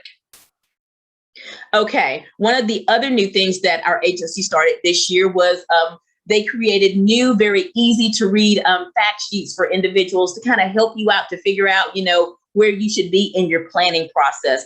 We have 4 different age groups that we're targeting: the 18 to 48-year-olds, 49 to 60, 61 to 69, and then anybody who's over age 70 with these easy to read fact sheets. The gist of them is, number one, giving you the correct web address so that you can look up some information for yourself online if you need to, but also kind of giving you a little guidance on what you need to be looking out for with these fact sheets. In addition to these kind of general fact sheets, we do have additional fact sheets on such as windfall elimination provision and GPO. And I'm not going to talk about those because I will not steal Miss Tony's thunder, because I know she's going to do an awesome job when it's time to talk about that for you guys. Also, it talks about, when somebody is not fully insured, what they need to do in order to get insured, or what their potential filing options as well for those individuals. Here is just an example of what that fact sheet would look like for you. Of course, like I said, it gives you our web address. It tells you the basics of what you need to know, especially when you get age 62. It lets you know, hey, you got options here. When you turn age 62, you can either start your benefit or you can wait. Or, and that way you can kind of figure out what you need to do, because we don't know what your situation is. Only you and your family know exactly when is the right time for you to file for benefits with Social Security with us. So now we're going to talk about the really good stuff. How do you qualify for a retirement benefit with Social Security? Well, we all know the short answer is we got to work, right? But most importantly, you need to be working or have worked for an employer who's paid Social Security taxes for you. So for next year, because I've already updated the numbers for 2022, each $1,510 in earnings, that gives you 1 credit. You can earn a maximum of 4 credits per year. So as long as you gross at least $6,040 starting next year, then you're going to get your 4 quarters of coverage at the end of the year. But the minimum requirement in order for a person to receive a Social Security benefit is that you had to have worked paying into Social Security for at least 10 years. And as long as you've done that, then when you become eligible, say at age 62 or older, when it's ready for you to apply for a benefit, then you would get something from Social Security when it's the right time for you to contact us. So how is that benefit determined? Well, first of all, your wages are going to be adjusted for different levels over time. Like if you worked in the 70s, those wages would be calculated or adjusted for the different inflation levels of that time versus the wages of today. But the most important piece in the calculation is the second step here. And that simply states that what we do is we pull in or find the highest 35 years of earnings over your lifetime. There's a misconception. A lot of people seem to think that it's the last 5 or last 10 years. That's not true. It is the highest 35 years of earnings over your lifetime. It does not have to be consecutive years. When we pull those in and we conduct or complete the calculation, the result of that is the average index monthly earnings. And basically that's going to tell you what the expected amount of that payment would be when it's time for you to start receiving benefits from Social Security. Earlier, I mentioned the earliest point that you can take that benefit from Social Security is at age 62. But if you decide to wait until your full retirement age, we need to figure that out for you. And your full retirement age is based upon your year of birth. So I'm going to ask that you find your year of birth, come over to the middle column, and that will tell you what your full retirement age is. What that means is if you wait until that particular age to come to Social Security to apply for your retirement benefit, that means that you would receive 100% of the benefit. And then this last column just shows that if you were to take that benefit early, say at age 62, depending on what column that you fall in, it shows how much of a reduction that benefit would be reduced by. Somebody like myself, I fall in that last column of I was born in 1960 or later. So that means my benefit would be reduced by 30%. So if I take my benefit early at 62, then I'm going to get 70% of what I would expect to receive that if I waited until I was full retirement age. So I'll get 70% instead of the full 100% of that benefit. Here I have another example, and this example just makes the assumption that the person's full retirement age is at 66 and they would receive $1,000 a month. If this person decided to take their benefit early, say at age 62, then instead of receiving $1,000 a month, they're looking at receiving $750 a month.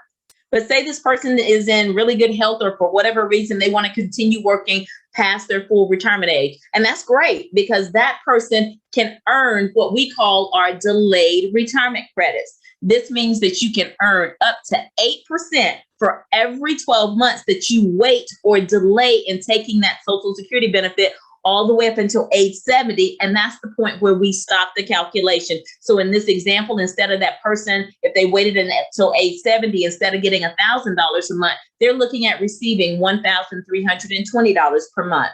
And keep in mind that that is the gross amount of that benefit. Social Security does not take taxes out of your benefit unless you ask us to. And you would have to request what we call is a voluntary withholding, and then we would voluntarily take those federal taxes out of your Social Security benefit for you, but only if you ask for it.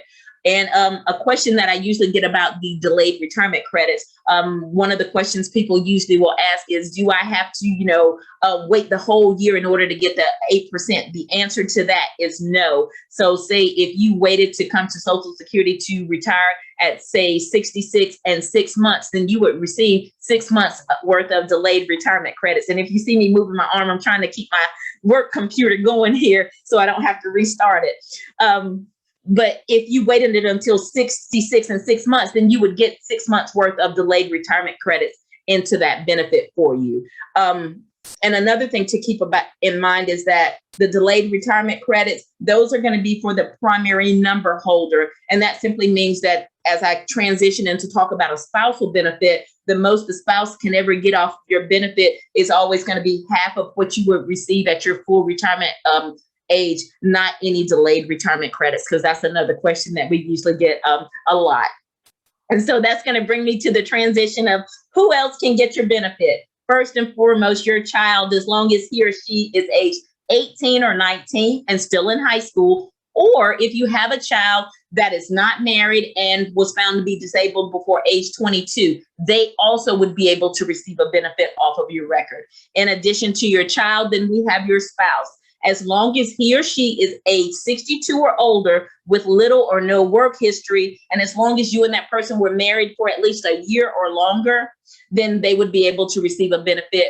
Or if they have a child and then they are at any age caring for that child that is under the age of 16 or disabled, again, they also could receive a benefit off of your record.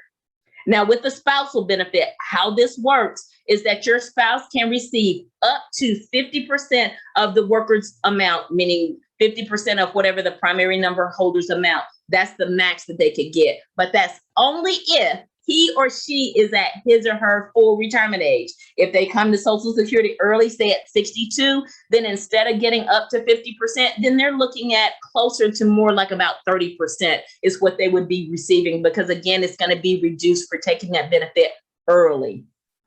In this scenario, in order for the spouse to receive the benefit, the primary number holder, they have to be receiving that benefit, meaning they filed and they started to receive it in order for the spouse to get it. There's this next bullet talks about that it does not reduce the amount to the worker. There's a misconception that a lot of people seem to think that, I can't take the spousal benefit because if I do, it'll hurt my husband or wife and then their amount will go down. That is not true.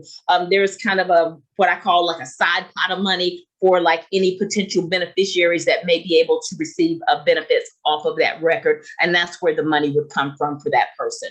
What we do because of some changes with the Bipartisan Budget Act of 2015, first thing we look at is what can the spouse get off of his or her own record first. If that amount is less than half of the worker's amount, then we can combine the two to get the spouse up to 50%, up to half, only if the spouse is filing at his or her full retirement age. Like I mentioned, if they come in before then, it's going to be reduced. And it really depends on at what age and how much, at what age they come in to receive that benefit as to how much the reduction would be.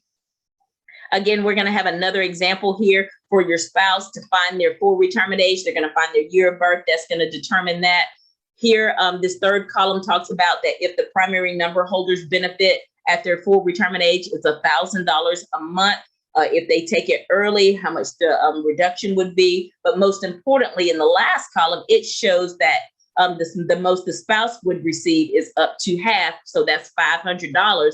But if they take it early, say at age 62, then it shows approximately the amount of the benefit that they're looking at receiving.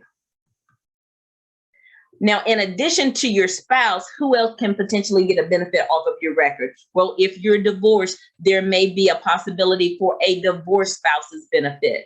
In order for the divorced spouse to qualify for this benefit with Social Security, they're going to have to meet some criteria, and it is very strict and stringent. Number one, they had to have been married to that person for 10 years or longer, currently not married, and you're age 62 or older. And in this scenario, the person that you're divorced from, all he or she needs to be is age 62 or older and just entitled to that benefit. So all they need to be is eligible for it. They don't necessarily have to be receiving the benefit. They just have to qualify for it. And again, what we do is that person, the divorced person, we're looking to see what can they get off of their own record first. And if it's less than half, then we can combine the two to get them up to the 50% marker. But again, I have to stress that is only if you're applying for that benefit at the full retirement age. And I have a couple of examples here for you.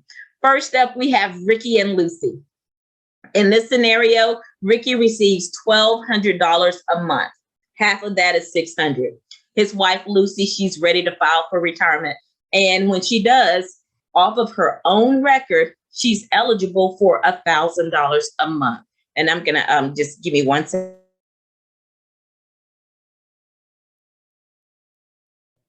Excuse me, sorry about that. So off of her own record, she's eligible for $1,000 a month.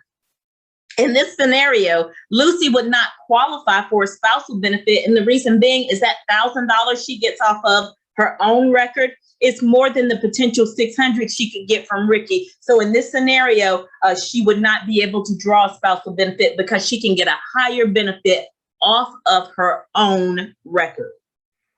Let's look at the next scenario where we have Luke and Laura. Here, Laura files for benefits and she's eligible to receive $1,800 a month. Half of that is $900. In this scenario, her husband, Luke, he's already filed and he is receiving his benefits in the amount of $600 a month.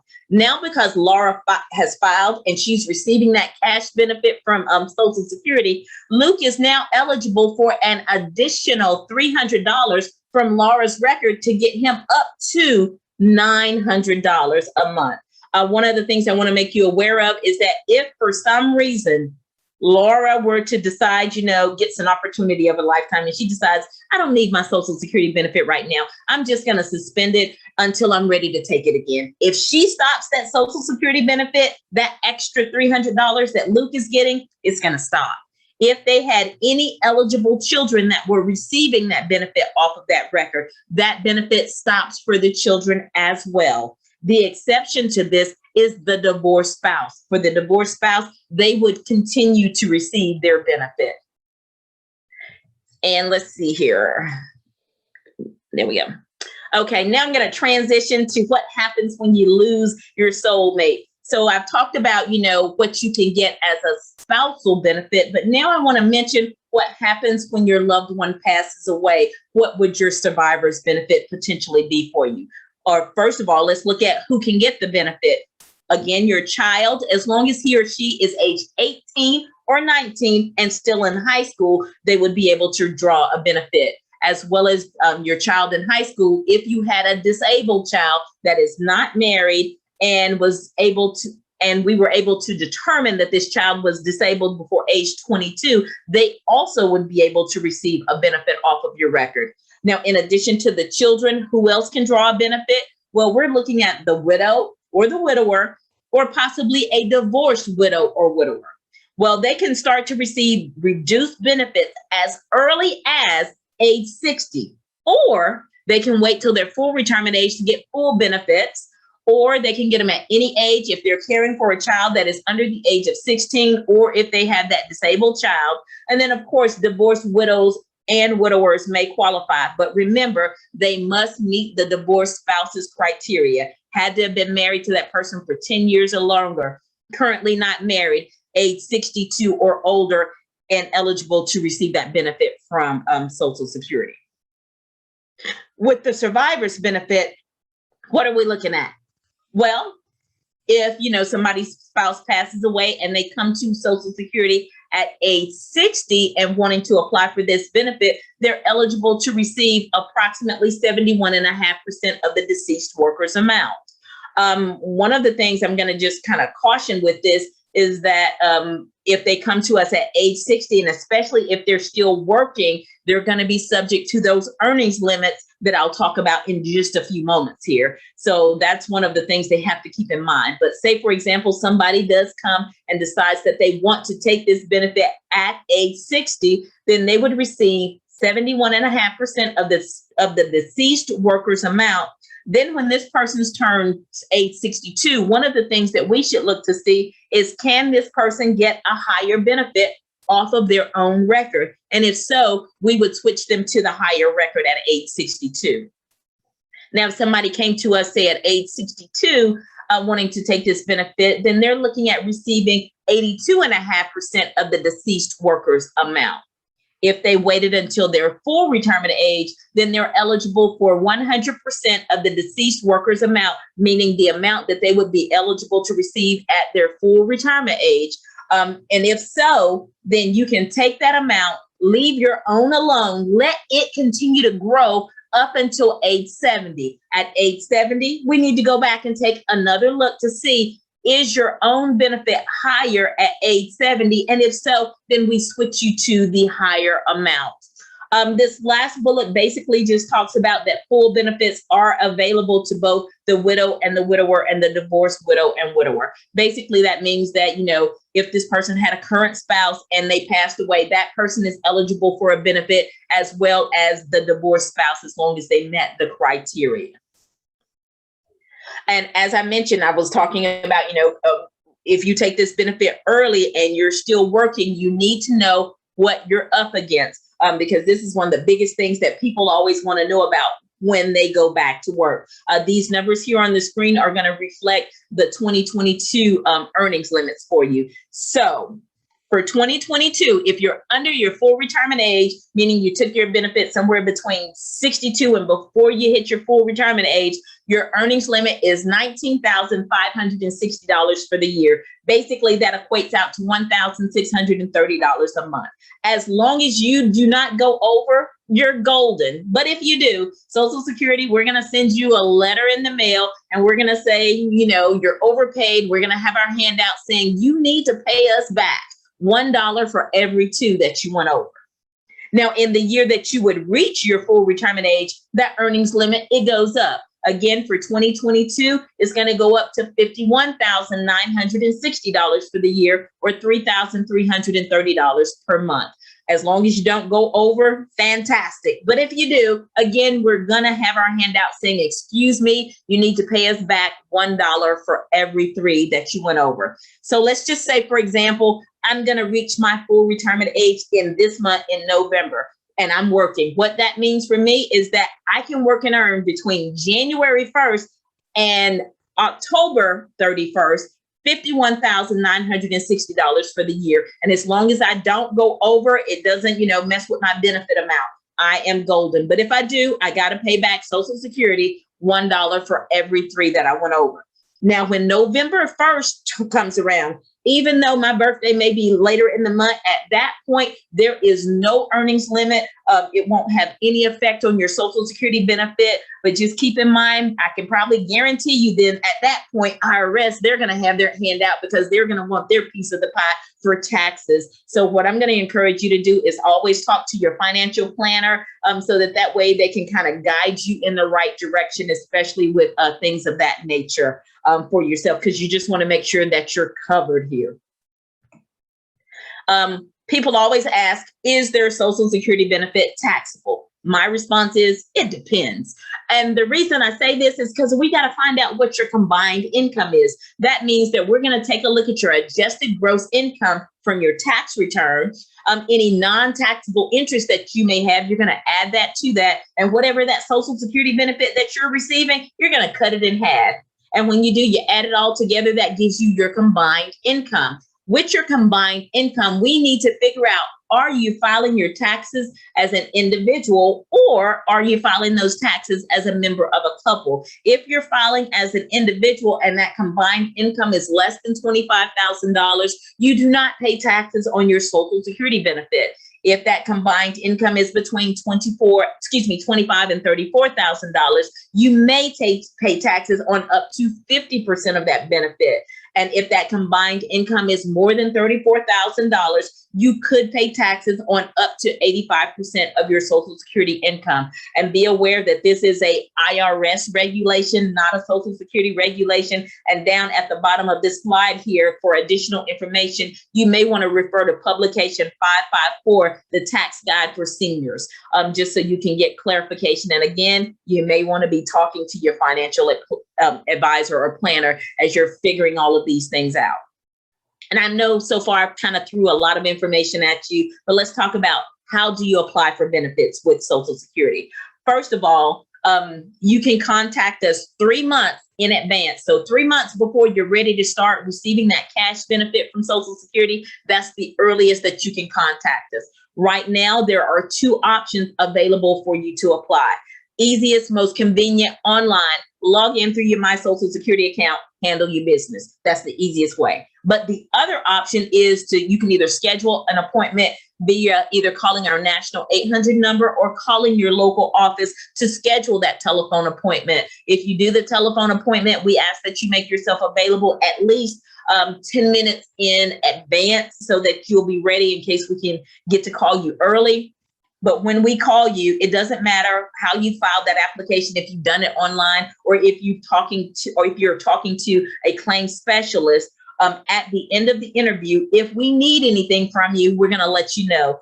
Items we could possibly ask for may be a marriage certificate, a divorce decree, a birth certificate, financial information, so we can establish that direct deposit for you. Those are going to be some of the things that we would ask for. If you filed online, based upon your zip code, that will tell you what local office to send those documents to. If you're talking to that person on the telephone, then more than likely they're going to help you to establish that express appointment so you can take those documents in. Somebody will see you at your designated time, make copies of whatever documents or annotate them in our system that we need to see, hand you your originals back, and then that way you can walk back out with your original documents when you do come into the office. Now, if you haven't paid attention to anything else I said, I need you to know or pay attention or perk up to figure out, when are you going to get your money from Social Security? First of all, Social Security does not pay for partial months. We only pay for whole months. And that means that we look to see, when are you going to be that age for that month to get credit for it. So in the example here, it says that if you're turning age 62, if your birthday is on the first or the second day of that month, you get credit for that whole month. Anybody else, like myself included, the birthday is not effective until the following month. The other thing that we need to be aware of is that benefits are paid the month following the month that they're due. That just simply means is that, say, for example, if I go into Social Security and I want to file for my benefits in this month, November, and I want it effective and I want them to start in November, that means my first cash payment does not start until December, 1 month behind. And then what else we need to look at is to figure out what Wednesday in the month is it going to come. It's either going to come on the 2nd, the 3rd, or the 4th Wednesday based upon your date of birth. So if it's the 1st through the 10th, that's the 2nd Wednesday. If it's the 11th through the 20th, that's the 3rd Wednesday, or the 21st through the 31st, that is the 4th Wednesday of the month as to when we would receive our benefits. And before I kind of jump into Medicare, I do see a couple of questions I thought popped up here. Okay, somebody says they love Luke and Laura. And some Debbie is asking 85% of the benefits are taxed at what income level? Basically, it's going to be dependent on your combined income here. Oh, I missed it. It's going to be based upon your combined income here. Let me just go back here. So when you're doing your tax returns, that's where we're going to have to figure out. Let me go back one more slide. It's going to come from your adjusted gross income. You're going to add to that any non-taxable interest and then half of your Social Security benefit to determine what that combined income is. And once you figure out your combined income, based upon how much you could potentially pay on your Social Security benefit will depend on where you fall in this. And don't worry about trying to take screenshots of this or writing all of this down, because Ms. Karen will be more than happy to share this slideshow or this presentation with you so you can have it as something to refer back to. But it's really going to depend on where you're going to fall, depending on if you're an individual or a couple filing your taxes, as to how much you could potentially pay in taxes on the Social Security benefit. And I hope that answered your question there for you. Let me go back here to see if I have any other questions in the chat. Let's see. I don't see any other questions. And then from here, I'm going to go ahead and just talk about the basics of what you need to know about Medicare. With Medicare, Social Security, we're very limited in what we do. We have two responsibilities. Number one, when it's time for you to apply for Medicare, we're the agency that you're going to come and get in touch with to file that application for Medicare. Secondly, once you've started to receive a cash benefit from Social Security and you're age 65 or older and have applied for Medicare, then at that point, we're the agency. We're going to deduct your Medicare premiums out of your Social Security benefit and send them over to the Center for Medicare and Medicaid Services. So who can get Medicare? Anybody who is age 65 or older, anyone who's been on Social Security disability for 24 months or longer, individuals with ALS, and then finally those individuals with permanent kidney failure and receives maintenance dialysis or a kidney transplant. We're going to be those individuals who are eligible for Medicare. With Medicare, there's a couple of different enrollment periods that you need to be aware of. For most people, they only are going to fall into either the initial or the special enrollment. But let me just touch on all three for you really quick. First up is the initial enrollment period. This is 3 months before you turn age 65, the month of, and then 3 months after age 65. This is the very first opportunity that you get to enroll in Medicare. This is a 7-month time frame, 3 months before, month of, 3 months after. The next enrollment period, so that if for some reason you did not enroll in your initial enrollment period, the next possibility where you could possibly enroll in Medicare may be the special enrollment period. And this is going to be for those individuals who are age 65 or older, still working and covered under a group healthcare plan, either your own or your spouse's. If that's the case, then you would qualify under the special enrollment period. And with this, then when it's time for you to leave employment, or if you're retiring, or if your spouse is, and it's time for you to enroll, you get a 8-month window to come to Social Security to apply for Medicare without a penalty. Excuse me. Then if for some reason you missed your initial enrollment period, or if you didn't qualify for the special enrollment period, the last potential enrollment period that you may qualify or get to enroll in Medicare is the general enrollment period. This is every year from January 1st through March 31st. But keep in mind that if you enroll in the general enrollment period, because you didn't enroll in the initial or you didn't qualify for the special, then we have to look at what was the first opportunity that you could have enrolled in Medicare.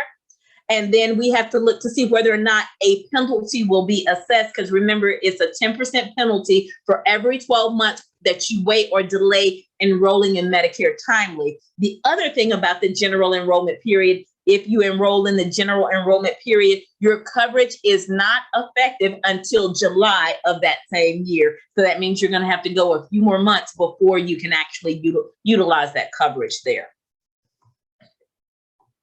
Let's see here.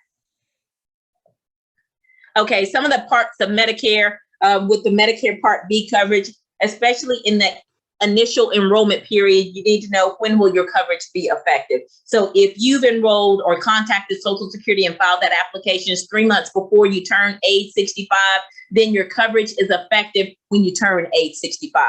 If you waited until you turned age 65 in the month that you reached age 65, your coverage is effective the next month, 1 month after. If you waited 1 month after you turn age 65, the coverage is effective 2 months down the road. And then if you wait 2 or 3 months down the road to come to Social Security, like the last couple of months of that 7-month initial enrollment period, then the coverage is not effective until 3 months after the fact. Another thing I just want to point out is that if you are in your initial enrollment period, even if you're still working, the initial enrollment period, that comes first. It trumps the special enrollment period until all of those months are over. So you may want to think about that and figuring out when do you want your coverage to be effective for yourself. Because sometimes that gets a little complicated with individuals, because they'll be saying, well, you know, I'm still working, but I'm getting ready to leave employment. And maybe they have, you know, waited like 2 months after they've reached age 65, but still working. And because they waited 2 months after age 65 to contact Social Security to enroll in Medicare, that coverage is not going to be effective until 3 months down the road, versus once you get out of the initial enrollment period. But if you're in the special enrollment period, you can tell us when you want that coverage, you want it to be effective. Doesn't make sense to me, but that's the way Congress wrote it. And that's the way it is, unfortunately, right now. But that's just something that you need to be aware of, because sometimes that can kind of trick somebody up or kind of make them almost be in that gap where they may be not insured for a small amount of time until they can get that coverage effective. With Medicare, a couple of different parts that you need to be aware of. First of all is original Medicare or traditional Medicare. This is Part A, which is your hospital insurance.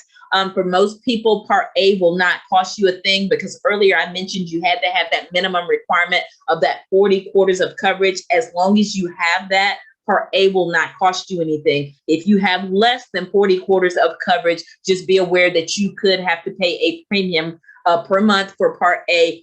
The most is like $470 some odd per month that you could have to pay if you don't have the quarters of coverage. Medicare Part B, that's your medical insurance, where you're going to utilize this to go to see your different doctors. With the medical insurance, as of right now, the Part B premium, the base premium is $148.50. We're still waiting on Medicare to post what the new premiums will be for 2022, because as the gentleman in front of me was speaking, I was frantically looking on my computer to see if they posted it, but they have not posted the new premiums yet for Medicare Part B. With traditional or original Medicare, you can add Part D if you choose to do so. The cost of that is going to vary from provider to provider. I think last year the average cost was about $34, $35 per month, and that was in addition to the Part B premium. And also here it suggests that if you want supplemental insurance, that Medigap, you're going to have to do your research to figure out, do you need it? And what I'm going to tell you is this is where you have to do your due diligence. You have to figure out, number one, were you able to take your coverage from being a teacher with you into retirement? And if so, looking at what it covers for you. Also taking a look at Medicare to see what it covers, and then finding out, number one, do they require you to enroll in Medicare? If so, then you need to make sure that you're doing everything timely, so that way you do not create any gaps for yourself. The other option, in addition to traditional Medicare here, is the Medicare Advantage, or also known as the Part C plans. What this is private companies following the rules and regulations for the Center of Medicare and Medicaid Services. They like to, as I say, bundle all of their services together for you in a pretty little package, giving you Part A, Part B. Sometimes they'll throw in Part D, and then they may even throw in something extra like hearing, dental, and even maybe silver sneakers like a gym membership for you for a predetermined cost. Sometimes that cost will be the same as or equal to the Part B premium. It may be a little bit more, it may be a little bit less. This is where you have to figure out what is the best option for you and your family. And I know it's very overwhelming because normally 6 months before you turn age 65, that is where the Medicare tsunami usually hits for you. You have all of these companies vying for your business, sending you emails, letters in the mail, text messages, and then, trying to get you to pick them for your particular provider. It is where you're going to have to go to Medicare.gov, maybe go there, do some research. I'm pretty sure, the teachers retirement system and even GAE probably have some additional resources for you to kind of look at to figure out what is the best option for you and your family when you're trying to decide when to take and enroll in Medicare, and then what option, of course, to select. I have a couple of more scenarios here for you, and then we're going to wrap this up and I'll take additional questions from you. The first scenario here talks about a person that they came to Social Security early at age 62 to start that cash benefit. When this person turns age 65, do they need to come trucking it into Social Security to enroll in Medicare? The answer is no. Reason being, we will automatically enroll that person in Medicare. Usually 3 months before they turn age 65, we send them a letter in the mail. Then it states something like, congratulations, we've enrolled you in Medicare. We're going to give you your red, white, blue card. And then the next thing you're going to notice is we are going to start taking money out of your check. And that's when you know you are officially enrolled in Medicare, if that's your option. If you're happy with it, you don't have to do a thing. But if you're not ready to take Medicare, it does give you an option to opt out of it at that time if you choose to do so.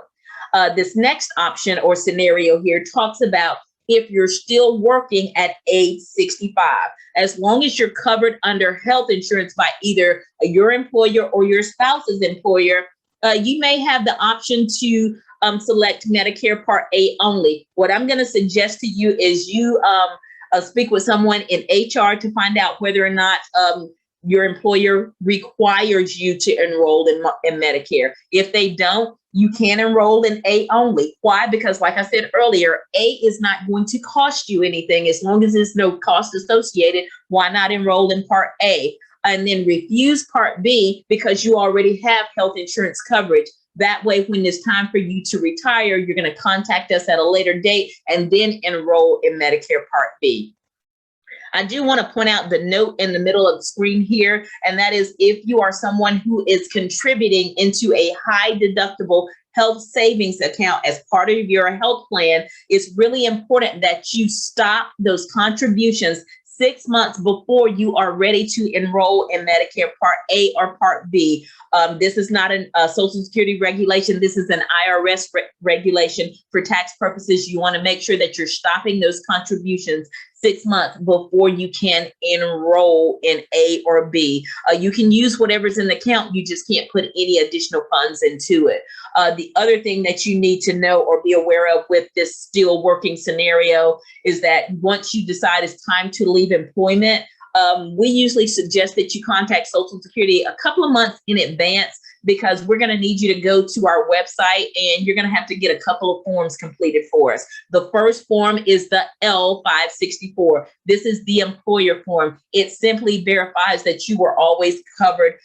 You had health insurance from the time that it began until the expected time that it expected to end. The other form that you need to be aware of is the CMS Form 40B. That's the actual application where you're going to check saying that, yes, you want to enroll in Part A and Part B, and then you're going to return both of those forms to Social Security by faxing them to us. And that was why, I wanted to show you how to contact us or how to find that local office, because it also has the fax number and it'll be faxed directly into the office, into a special folder there, and they'll be able to access that information and process it so that that way we can make sure that there is no lapse in coverage for you. That way you're good to go. But the key to note is that when you do leave employment with this special enrollment period here, there is a 8-month window for you to contact us and apply for Medicare. And that's considered timely without being subject to that 10% penalty. And like I said, I can't stress it enough. There is a 10% penalty for every 12 months that you wait or delay in enrolling in Medicare timely. The other thing is to remember, because I think sometimes people will think, okay, well, I took my health insurance with me into retirement. Retiree insurance is not quite the same as actively working insurance. So even though you were able to take your health insurance with you into retirement, that's going to be retiree insurance, and it will not be the same as you were actively working when you come to apply for Medicare with us. The next scenario is going to talk about if a person is not working at age 65, they're wanting to wait on that cash benefit, then this individual can file what we call a Medicare only claim. They will enroll in whatever option A and B, if that's what they're choosing to enroll in. If they're going to do both of those, then what will happen is the Center for Medicare and Medicaid Services will send them a quarterly bill to pay that on a quarterly basis. If you find that maybe, paying that bill on a quarterly basis may be a little too much for you, I'm going to suggest that maybe you create a My Medicare account, log into that account. That way you can pay your Medicare premiums there. Or you can do an option called Medicare Easy Pay. You're going to give them information from either a checking or a savings account, and then Medicare will debit that account for you. Earlier, I talked about the 2 forms that you need. Again, this is going to be our website, and this will have the links to those forms that you'd be able to download from the comforts of your own home, and either submit those to somebody in your employer to be able to do that for yourself. And then once you send that L564 to the employer to verify your employment, then you're going to send that along with the 40B, fax that back to Social Security for processing. And the sooner you get it back to that local office, the quicker we can get that process for you to make sure there is no lapse in coverage. Now, with Medicare premium, the base premium for individuals is $148.50. If you are someone who is a higher wage earner, I need you to be aware that you could be subject to an additional surcharge in addition to the base premium. And how Social Security looks at that or determines whether or not you need to pay an additional surcharge is that we're looking at your tax returns from 2 years in the past. Since we are going into 2022, right now, the agency is looking at individuals' tax returns from 2020 to determine anybody who is enrolled in Medicare, whether or not they would need to pay that additional surcharge. And what we're looking at is your modified adjusted gross income, or MAGI, from your tax returns to determine whether or not you would pay that additional surcharge. Depending on where you fall on this chart, as an individual or members of a couple, will let you know how much additional you would need to pay. If you're, for the individual, just looking at the first column here, if your adjusted gross income is $88,000 or less, then you only pay the base premium. If it is more than that, of course, you would have to pay the additional surcharge, and it shows you what that would be, the standard premium plus the additional surcharge. If you are member of a couple, meaning if both of you all are age 65 or older and enrolled in Medicare, each member of the couple would have to pay whatever the premium is for that, either Part B or Part D plan. Here is just an example of what the Medicare.gov website looks like. So if you ever want to go over there and peruse, such as looking at, some of the different options, because right now we're in the middle of open season, looking to see, what the plan options are, what they cover, and the potential cost there involved for you. Another option is that if you're here in Georgia, you may want to contact a nonprofit group called Georgia Cares. What they'll do for you is they'll look at your situation. You'll tell them, about, what medications you're taking, what your health issues are. And based upon the information you provide to them, they're going to give you your options in terms of, what potential plans may work for you. What is great about that particular group when you're trying to reach out to them is they don't have a dog in the fight. They're not going to steer you to one company versus another because they don't get anything out of it. They're simply there to provide you your options so that you can make an informed decision about your Medicare. Let's take a look here. Here's just, again, it's going to be some more information about Medicare. Again, I want to encourage you to create a My Medicare account for yourself. Your My Medicare account is going to allow you to see, once you've enrolled in Medicare, what is hanging out there in terms of, what claims are filed, what's been paid, and that way you can keep a sharp out. And of course, again, if you need to pay those premiums for yourself, you can do that if you're not receiving that cash benefit from Social Security. Log into that account and pay those premiums very easily from the My Medicare account.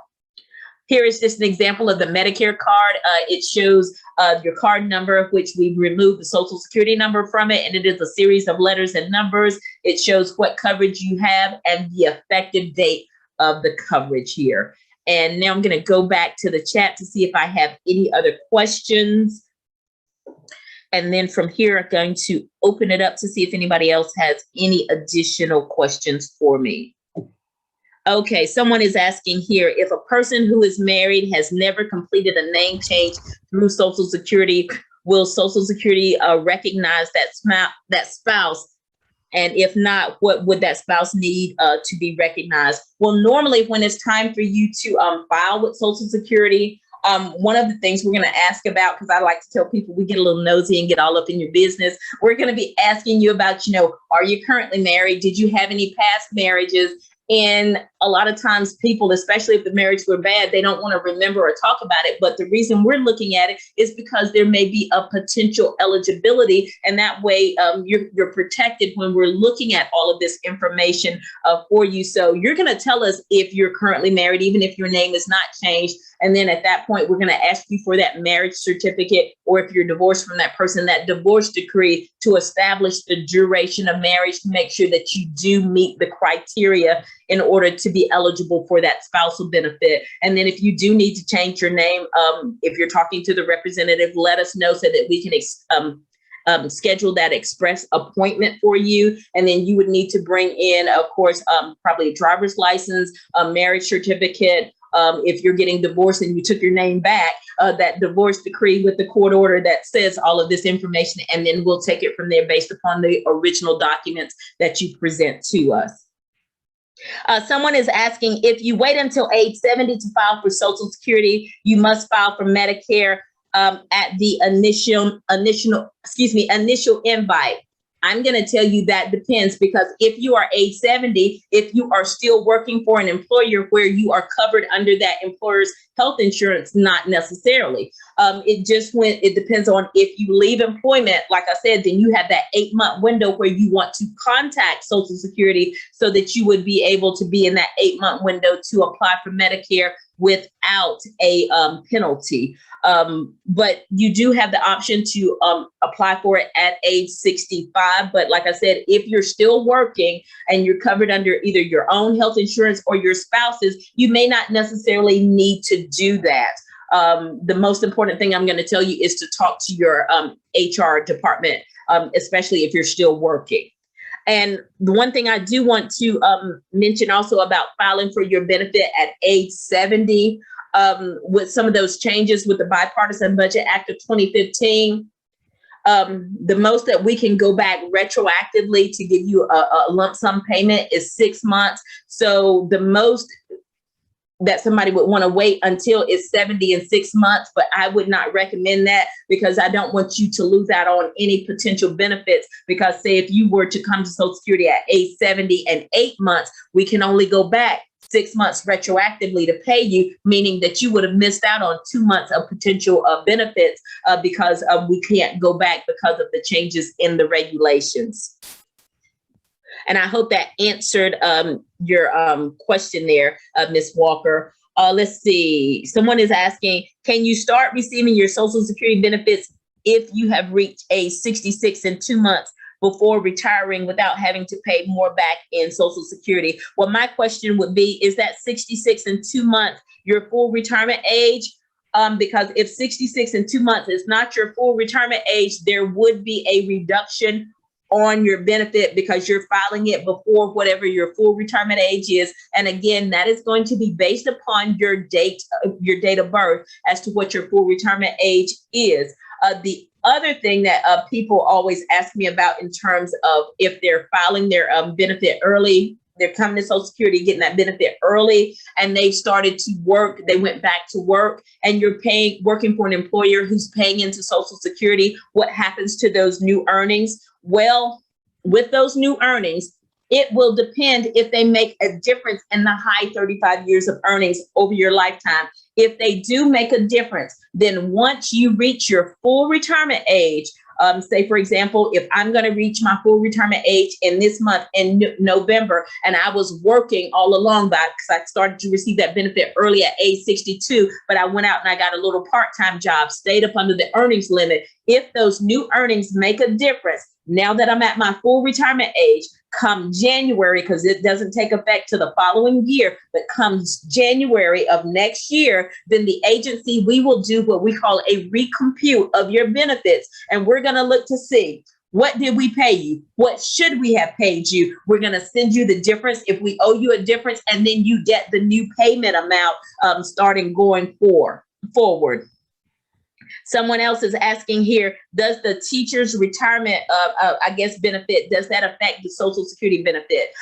No, it does not. That does not, because when I'm talking about the earnings limit for you, I am strictly talking about you going back to work, working for an employer. If you're getting a pension from the teacher's retirement system, we do not care. If it's a military pension, we do not care. If you're getting interest and dividends from, stock market, we do not care. Strictly talking about if you're going back to work for an employer. Now, let me just say this. The only time that all of that other stuff will matter for you is with Medicare, and if you have to pay the additional surcharge because you are a higher wage earner. It will matter in terms of, do you have to pay the surcharge or that higher premium for Medicare that we're always looking back 2 years in the past on that.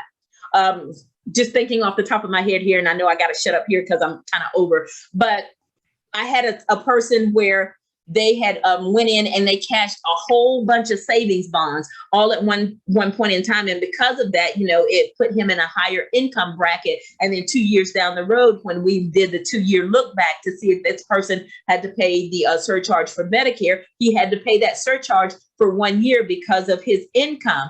And that's why it's really important to talk to your financial planner. Think about everything that you could potentially do and the ramifications of it. Because right now in the moment, it may not have an effect, but you need to be thinking in your back of your mind, if I take out a lump sum of money or cash out a whole bunch of savings bonds, will that affect me and my Medicare 2 years down the road?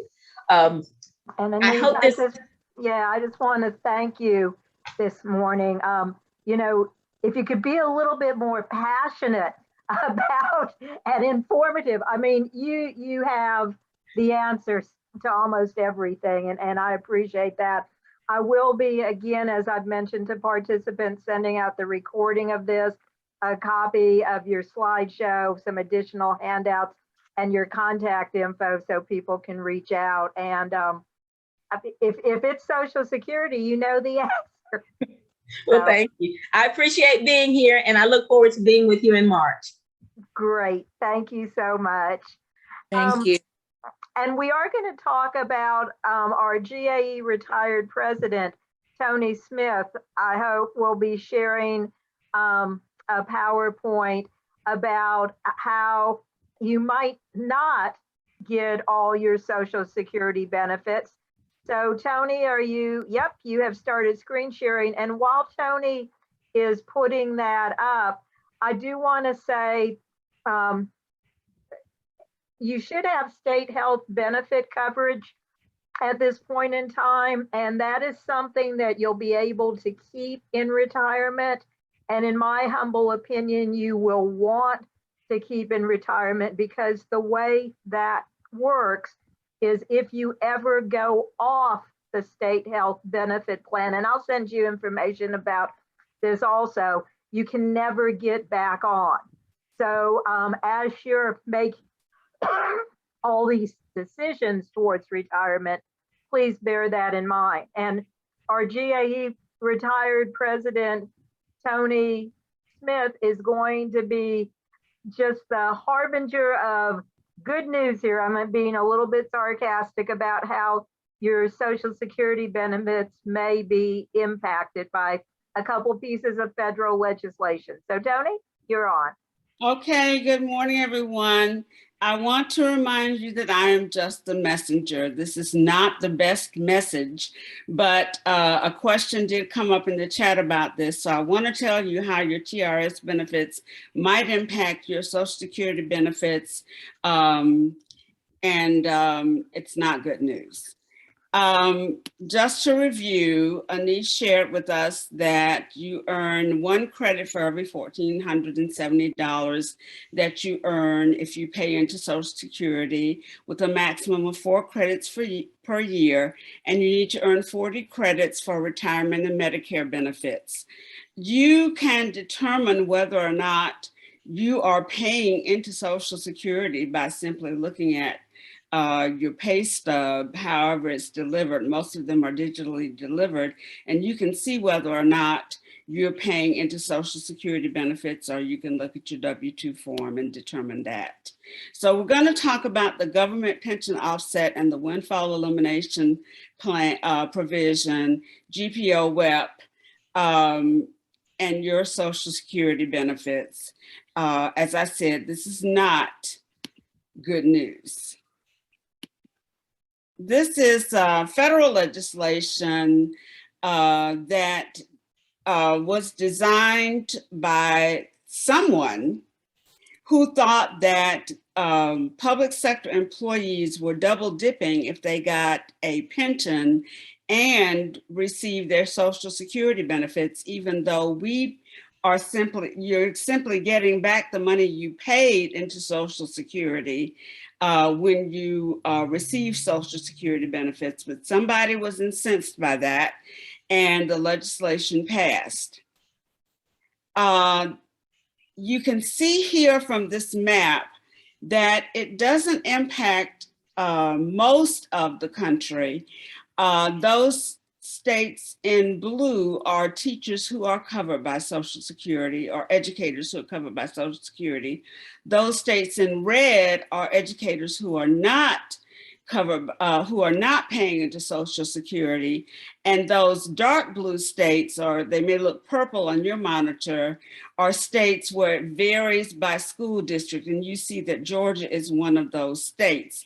I'm going to use myself as an example throughout this presentation. And I happen to work in a system that the year after I started working, stopped paying into Social Security. This doesn't just impact educators, it impacts all public sector employees, county nurses, firefighters, police officers, people who work for the state government, the city government, the federal government. So it impacts a lot of people. So let's talk about the windfall elimination provision that was passed and signed into law in 1983. This can affect how your Social Security benefits are paid if you work for an employer who did not withhold Social Security taxes from your pay. People who collect a non-covered pension from your job, like TRS, but also worked enough, earned enough credits to receive Social Security benefits, might have those benefits reduced because of the windfall elimination provision. And as I said, I'm going to use myself as an example because this impacted me. To determine, again, look at your W-2 form or your pay stub and determine whether Social Security taxes are being withheld from your wages. Medicare taxes are continually withheld from your wages. That was not something that employers could opt out of. The law does guarantee that Social Security benefits of public sector employees cannot be cut by more than 1/2 of their pension amount. And I'm going to tell you how that really isn't the case, using myself as an example. The government pension offset, if you receive a pension from a government job where you didn't pay into Social Security, some or all of your Social Security's widow or widower's benefit may be offset due to the receipt of that pension. I'm going to use myself as an example for that. GPO reduces the amount of your survivor's benefits by 2/3 of the amount of your government pension. So for example, if Anne receives a $3,000 pension, 2/3 of that is $2,000. And so Anne's survivor's benefits are $2,200. Social Security will subtract $2,000 from that because that's 2/3 of Anne's pension. So Anne will only receive $200 in Social Security survivors benefits. Let's look at a little video from the Texas retirement system that really puts this into perspective for you. It applies to us because Texas is a state that does not withhold Social Security benefits from public sector employee wages.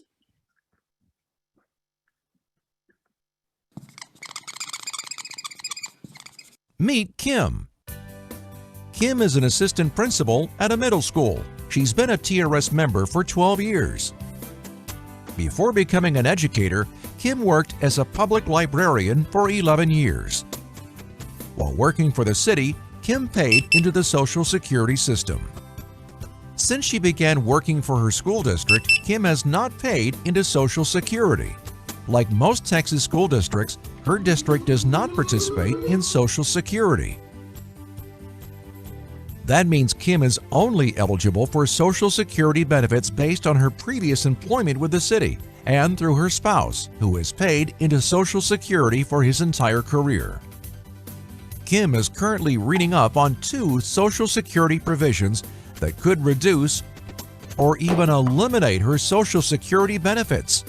The Windfall Elimination Provision, also known as WEP or WEP, and the Government Pension Offset, or GPO. Because Kim will receive a TRS pension for employment in which she did not pay Social Security taxes, the Social Security benefits she earned from her previous employment could be reduced by the WEP but not totally eliminated. The amount of the reduction depends on the amount of her earnings and the number of years she paid Social Security taxes. The GPO, however, could offset or even eliminate Kim's spousal benefits if she retires from her current employer. The GPO will reduce her spousal Social Security benefits by 2/3 of her TRS pension. If 2/3 of Kim's TRS pension exceeds the amount of her spousal benefits from Social Security, she will not receive a spouse or widow's Social Security benefit. If you or your spouse has paid into the Social Security system, contact a Social Security representative to determine if the WEP or GPO apply to you. Ask if there are any exceptions to the GPO that could eliminate the offset to your spousal benefits.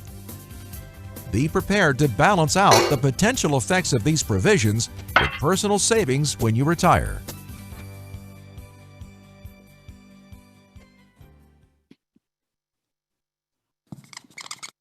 Well, that's it in a nutshell. And when you receive the recording of this, and I think Karen is also going to send out this PowerPoint, these are live links to websites where you can get more information about GPO WEP.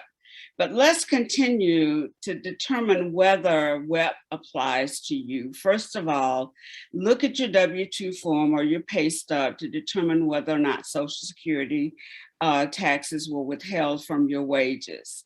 So if you're currently working or have previously worked or are planning to work in the future in a public sector job that is not covered by Social Security, check, okay?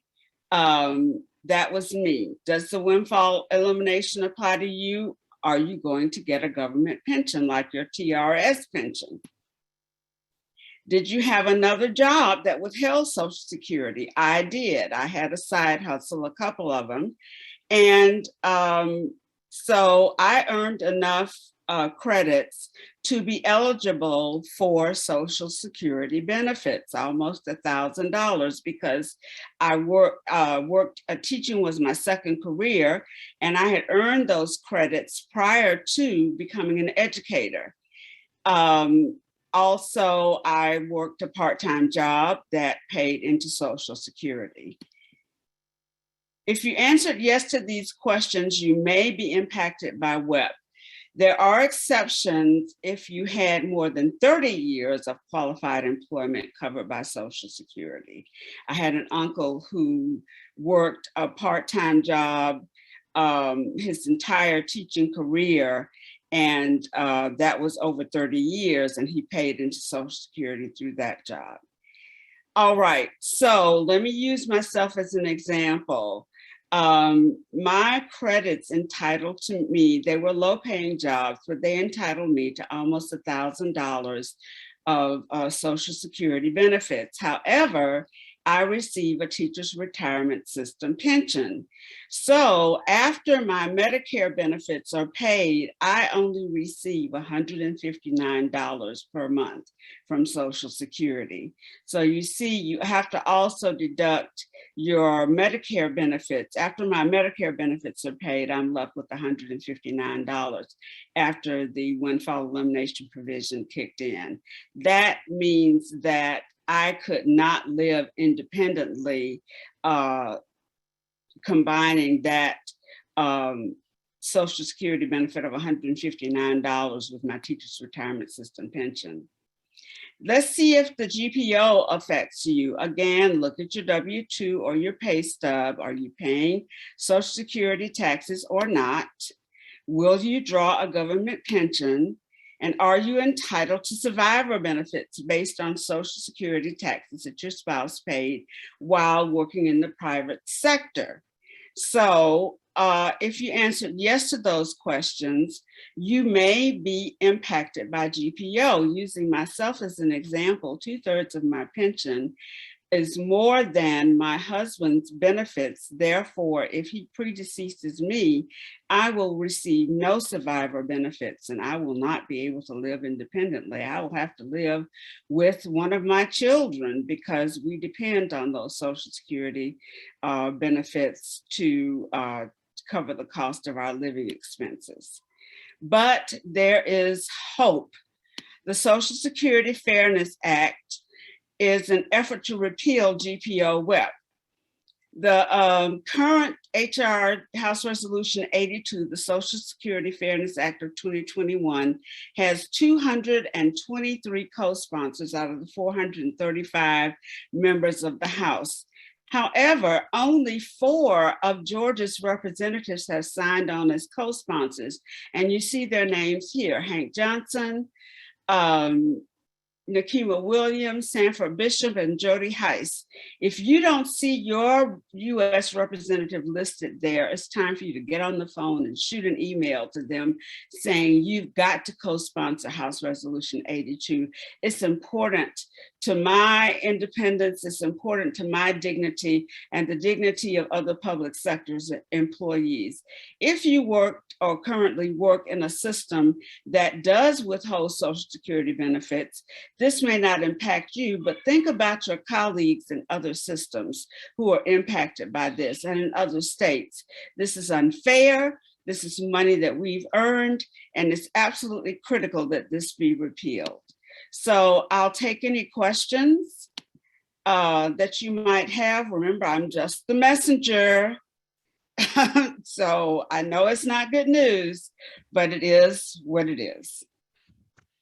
One of the things that the GAE Retired Organization has done is to send a copy of a most recent No magazine, the GAE publication, to each of the congressional representatives, all 14 of them, along with a letter asking them to sign on as supporters to repeal this piece of legislation. So we are hopeful over the course of time that enough enough elected representatives will think that this is an important piece of legislation to repeal.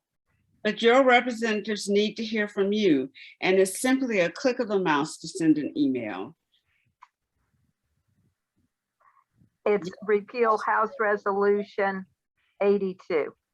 No, pass House Resolution 82. Sorry. Pass House Resolution 82. Repeal GPO WEP. Tony, thank you again. You always do such an eloquent job of explaining this, again, only as the messenger. So thank you for all your service, and thank you for being president of GAE Retired. Our last speaker of the day is Mike Zorum, who is employed with TRS. And Mike will tell you everything that you don't know at this point in time. No pressure, Mike. And thank you for being with us at this point in time. And you should be able to screen share. Okay, thanks, Karen. I'll go ahead and try and share my screen now. And there we go, and I'll enlarge that.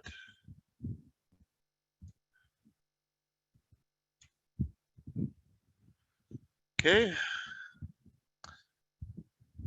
Good morning, everyone. You know better than anyone else that being a teacher is very challenging, especially these last few years. And you really do deserve a great benefit. And, you know, I'm back on the road now, and I'm hearing the same thing I used to hear years ago, that, you know, TRS is a great benefit from these financial planners, and they wish they had the same benefits teachers do. So it's hard to get a better endorsement than that.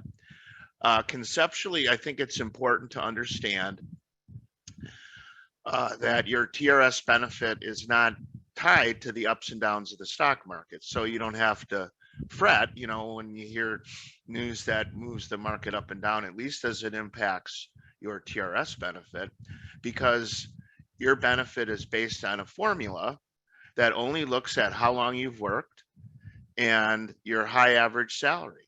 The longer you work and the higher your salary, the more you're going to get from TRS. You notice I said nothing about, you know, the ups and downs of the stock market, and we're going to look at that formula soon. It's also a benefit that's guaranteed for life. You can't outlive it.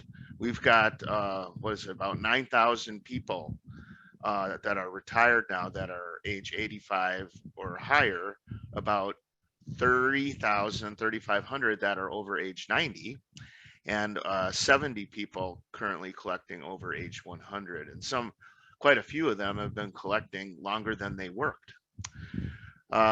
We also have provisions for survivors. If you pick a plan that leaves money should you pass away first, say it's a spouse or kids, their benefit is also guaranteed for life. So you really have some choices. We'll show you what those are shortly. There are 7 plans to choose from, and we're going to go over those. There's also cost of living adjustments. While you're retired, you're going to see your checks go up as long as there's inflation. You have to decide if you want what's called a partial lump sum option, getting a lump sum distribution of cash in lieu of a reduced benefit. So you do have a number of decisions to make, but really the bottom line is that if you want to maintain your standard of living in retirement, the generally accepted rule of thumb is that you have to save at least 80%, 80, of your pre-retirement income. So when you take your TRS pension, whichever option you select, plus your 403B or 457 money, plus your savings, Social Security to the extent that you're eligible and going to get it, all those things combined, hopefully you're going to be above 80%. I talked to a lot of teachers who started very, very young saving, and they're going to have a higher cash flow in retirement, and you can too. But quite often I'm asked, you know, what am I going to need? That's the generic response. So here is the formula we use to calculate your benefit. We take your years of creditable service And that's going to be your day-to-day membership service, your unused sick leave, and a category called service purchases. We lump all those together, and we're going to look at those categories shortly. So we lump it all together, we multiply it by 2%, then we look at your whole TRS career and we say, where are the highest consecutive 24 months of pay? Wherever they happen to be, they could be in the beginning or end. Typically they're at the end, but the computer will find those and include it in the benefit calculation. So we multiply that all together, and that's the basic benefit under the maximum plan. That's the most you can get from TRS. All the other options we're going to look at will be actuarial reductions from whatever your personal maximum benefit is. Once you start getting a check from us, some nice things start to happen. Certain deductions that you're used to seeing from your active teacher check don't come out of your TRS check, which in the end really helps make your take-home pay look closer to what you're used to getting while you're actively working. And one of those is your TRS. That 6% TRS deduction you're seeing won't come out of your TRS check. Any 401k or 403b, 457 deductions won't come out of your check.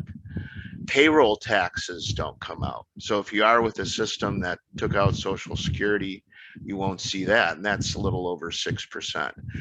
I think everyone sees a Medicare old age survivor deduction that's around 1.5% of a payroll tax. That won't come out. One thing, however, does come out, which I think you're going to want to see, and that's your state health benefit plan premium. You can carry that into retirement. As long as you have it prior to retirement, you will default into what you had. And then you have, while you're a retiree, something called a retiree option change period, where you can change options. But it's not a true open enrollment. You can't voluntarily add someone just because you want to. And be aware, and it may have been mentioned earlier, if you do pull out of the state health benefit plan, you can't get back in as a retiree. You'd actually have to get reemployed and pick it back up and retire again. And people have had to do that, but don't fall into that trap. The only role that TRS plays with the state health benefit plan is that we deduct the premium from your TRS check and remit it to the health plan. We don't handle eligibility. We don't handle claims. That's all a separate government agency, all under the umbrella of what we call the Department of Community Health. And, you know, they have 800 numbers, a retiree helpline. So direct your questions to the Department of Community Health as it relates to the state health benefit plan. You can retire with 30 years of service at any age. We have people who are 47, 48 who are retiring with 30-year benefits because they started right out of college and they never used any of their sick leave. You know, they might have up to, say, 3 years of unused sick, and then they can move on to another career if they want. Or you can stay in teaching and get more of a TRS benefit. You don't have to retire at 30. In fact, that formula we looked at just a moment ago allows up to 40 years of total service credit. So you can actually get up to 80% if you wanted to work the 40 years. The other threshold would be someone who started teaching later on in their career, perhaps, and they reach age 60 with 10 or more years of service. That's also going to entitle you to a TRS benefit. But clearly remember, based on the formula, the more years you've worked, the larger your benefit's going to be. And then if you become disabled and can't perform your job and you have at least 10 years, you could start your retirement without any kind of penalty, you know, regardless of age if you're disabled. Here are the different options that you have to choose from. The two on the left side, Plan A maximum and Plan B option 1, those maximize what you're going to get. but don't provide any monthly benefit to survivors. When you pass away, the benefit stops. Options 2 through 4 provide varying amounts of money to one or more beneficiaries. And basically, the more you leave to beneficiaries, the less you're going to get, and vice versa. The more you elect to have for yourself, the less would be available to leave to your beneficiaries. But all those plans, 2 through 4, in fact, all of them have what's called actuarial equivalence, which means that when you take the expected lifetime payout for you and any survivors, it's the same under all these plans. So really pick the plan that's best for you and your family. You might ask yourself, if I pass away, is anyone going to experience financial hardship if my TRS pension were to stop? And if the answer is no, you might want to look at the maximum plan in that case. But conversely, let's say you had a spouse who wasn't going to be getting any Social Security, didn't have any kind of pension coming in. You may want to leave that person as much as you can, and you could do that under option 2, for example. So let's look at each of these in a little bit more detail, but that gives you an overall idea. And you're going to pick one of these options when you're within 6 months of your planned retirement date. And ideally, you want to do it up to 6 months out, up to 2 months out, because we need that last 2 months to set your account up and get your first check to you on time. So really 4 months, that 4-month window, 6 months to 2 months prior. Technically, you can get it to us the end of the month in which you retire, but then you're going to have to wait post-retirement to get that first check, but it would be retroactive. So maximum plan, that is the formula we saw earlier today. That's the most you can get from TRS based on the formula. Now in your TRS account, there are 2 buckets of money. There's what I'll call your bucket of money, which has all your contributions from your payroll deductions, plus the interest we've paid you while you had that money in your bucket. And then there's the TRS bucket, which has all the employer contributions in it, all the stock market, bond market, return on investment that's needed to fund your benefit for life once your bucket of money runs out. We pay your very first benefit checks from your bucket of money, and it'll last 2 to 3 years. If you pass away in that first 2 to 3 years while there's still money left in your bucket, whatever left in it, we give in a lump sum to your designated beneficiary. We never keep any of the money in your bucket. Ultimately, it's going to go back to you or to a beneficiary. Now with option 1, we twist things up just a little bit, and we start paying your very first benefits out of both buckets of money, your TRS bucket and the TRS bucket. So consequently, your bucket of money lasts longer. Instead of that 2 to 3 years under the maximum plan, it lasts 10 to 14 years under Plan B option 1.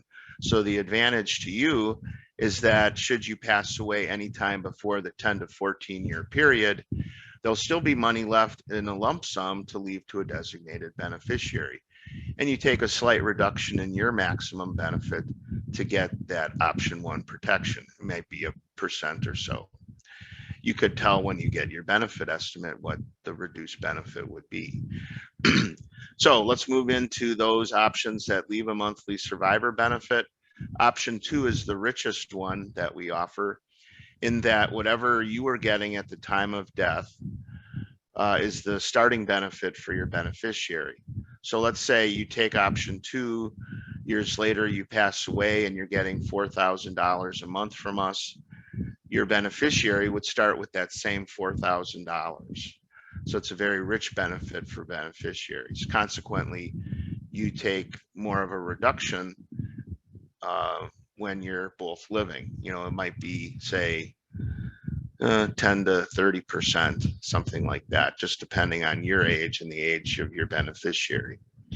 But again, you'll know exactly what that reduction is when you see your benefit estimate. Let's skip pop-ups for now and go to option 3. in that option, your beneficiary gets 1/2 of what you were getting. So in our example, say you were getting $4,000 a month from us. When you pass away at retirement, you took option 3, your beneficiary would get $2,000 per month, or half that 4,000. The advantage to option 3 compared to 2 is that you're going to be getting more money while you're both living, because the reduction is maybe 5 to 15% less. Going to the pop-ups, they work the same as their respective option 2 or option 3 benefit, with one twist, and that is if your beneficiary dies first, it's not you, but your beneficiary, then your benefit pops up to the maximum plan of benefits. Usually I see maybe a $300 or $400 a month increase. And that might be useful to you, say, if you're depending on your beneficiary for some income in retirement, but it's available to you for a slight reduction from whatever your option 2 or 3 benefit amount would be. Now, one thing with the pop-up options is you can only have one primary beneficiary. 2 or more is available under any of the other options. Just with the pop-ups, you can only have one. And then lastly, we have option 4, which allows you within certain TRS and IRS limits to customize your benefit. You can elect to leave any fixed dollar amount or percentage of your benefit to one or more beneficiaries. So you might want to, option 2 and 3 don't work best for you. So you could take option 4 and leave, say, 75% of your benefit or 33% of your benefit to a beneficiary, or you could leave them $1,000 a month. And those would grow with cost of living adjustments too. So you really do have quite a bit of flexibility in constructing the benefit that works best for you and your family. Once you've decided the option you want, you have another decision to make, and that's whether or not you want one of these partial lump sum option plans, or PLOP for short. It allows you to get from 1 to 36 months of your maximum benefit payment in the form of a lump sum check that you would get shortly after retirement, in lieu of a permanently reduced benefit. On average, for every $1,000 of PLOP you might want, what I normally see is about a $7 to $10 reduction in your monthly benefit. So it can add up. About 1 in 10 of our retirees take a PLOP distribution. The average gross amount is around $65,000. You can do anything you want with that money. For example, pay off high interest credit card debt, buy a depreciable asset. Just remember that it's a permanent lifetime reduction, and you have to make sure that it's something that you can afford and makes sense for you.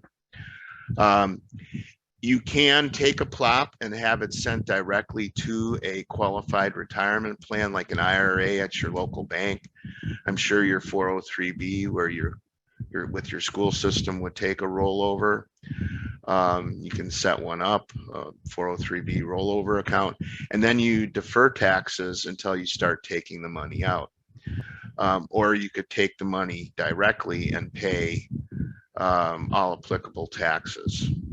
All right. A marvelous component of your TRS plan is the COLA. You see over time your monthly benefit grow. This is an extremely valuable component of your TRS benefit. I bump into retirees all the time who are, come to me with big smiles saying, I'm making more money now than I did when I was working because of COLAs. And in fact, once you've been out 12 or so years, because of COLAs, you're 50% more than when you started. You may not see a real material increase from one COLA to the next, but over time it really does add up. And as long as there's inflation as measured by the Consumer Price Index, our board shall award that 1.5% COLA every January and every July. So you see an incremental increase every 6 months. Your very first COLA, however, is awarded based on your retirement date. And you're cycled in anywhere from 7 through to up to 12 months. If you're, say, a typical classroom teacher, your last day of work is in May, then you're going to be a June 1 retirement, and then you only have to wait 7 months till the upcoming January. But let's say you had a weather day and you had to come and work a day in June, then you're a July 1 retirement, and then you go back to the full 12-month wait. So here's the top half of a benefit estimate. It's where all the assumptions go. Obviously, your estimate will have different names and numbers, and it won't have the pretty graphics, but we'll get the retirement date from you. The computer will pick out the high 24 months of salary and give you a high average salary amount. If you want to assume annual increases from the time you run this estimate to the time of retirement, we can plug that in, or if you do these on your own, you can plug in that amount as well. We also show you what your minimum and maximum plop amount would be, your current service, how much more you'll have at the time of projected retirement, and your total. And also in there, you'll notice anticipated sick leave. We do not know at TRS what your sick leave is. That's there's responsibility on your part to collect it from all your former employers. Now, your very last employer, and maybe you've only worked for one employer, so then it becomes very simple. You simply, in the retirement application process, which is online, you indicate by clicking a box that you want to pursue your sick leave credit, and we email that school system, and then they email back to us your sick leave paperwork. Very simple. But many teachers have worked at multiple systems. So all the prior systems, the ones prior to your last one, you've got to contact them and say, send TRS a final sick leave certification form. And you can email them those forms however you want to contact them, but it is member responsibility to get your former employers to send us those sick leave certification forms, and then we add them all up and give you total credit. And we're going to look at that a little bit more. All right, so let's go to the bottom half of the benefit estimate. Jacob Smith is the retiree. That would be you. John Smith is the beneficiary. And reading left to right, we see what Jacob is going to get under all the various options, and you can see what the reductions are. So like the name implies, the maximum plan is the most Jacob can get, but you see that John gets $0 a month if Jacob dies first. Same with the option 1 plan. Now you'll note that if you want to have that option 1 protection where your bucket of money lasts longer, then it's going to cost you about a little over $30 less per month to have that. Option 2 is about a 10% reduction in this case, but you'll see that John gets the same benefit as Jacob if Jacob dies first. Option 3 leaves John 1/2 of what Jacob was getting at the time of death, or in this case, $1,827. Now you'll note the advantage under option 3 is that the reduction in Jacob's benefit is only about $150 instead of the $300 under option 2. And with the pop-ups, you'll note a reduction from the respective option. Not that much. It's about $80 less a month in option 2. But the idea here is that if you take option 2 pop-up, Jacob's benefit would go from that $3,432 and pop up about $400 a month to that $3,814 amount. And that's how the pop-up works. Under option 4, as a courtesy, we typically just throw in a $100 benefit. So you can see for every $100 you want to leave, Jacob wants to leave John, it costs Jacob about $9 a month. The difference between the $3,814 and the 3805. And it's a linear function. So, you know, if you wanted to leave 1,000 a month, it would be 10 times that reduction. If you want an option 4 estimate for a specific amount or percentage, you can tell us what you want, and then we'll provide it for you in the estimate. We do recommend that you get an official estimate from us when you're around 2 years out. We also have a 2-year checklist that's on the website that helps you get all your ducks in a row with more than just TRS. It also talks about state health benefit plan, Board of Regents health plan if you're in the university system, and some other things. So I do recommend that you go out and print that out. You can do these estimates on your own as well. If you're within 5 years of retirement, you can use a tool on our website, and the website address is trsga.com.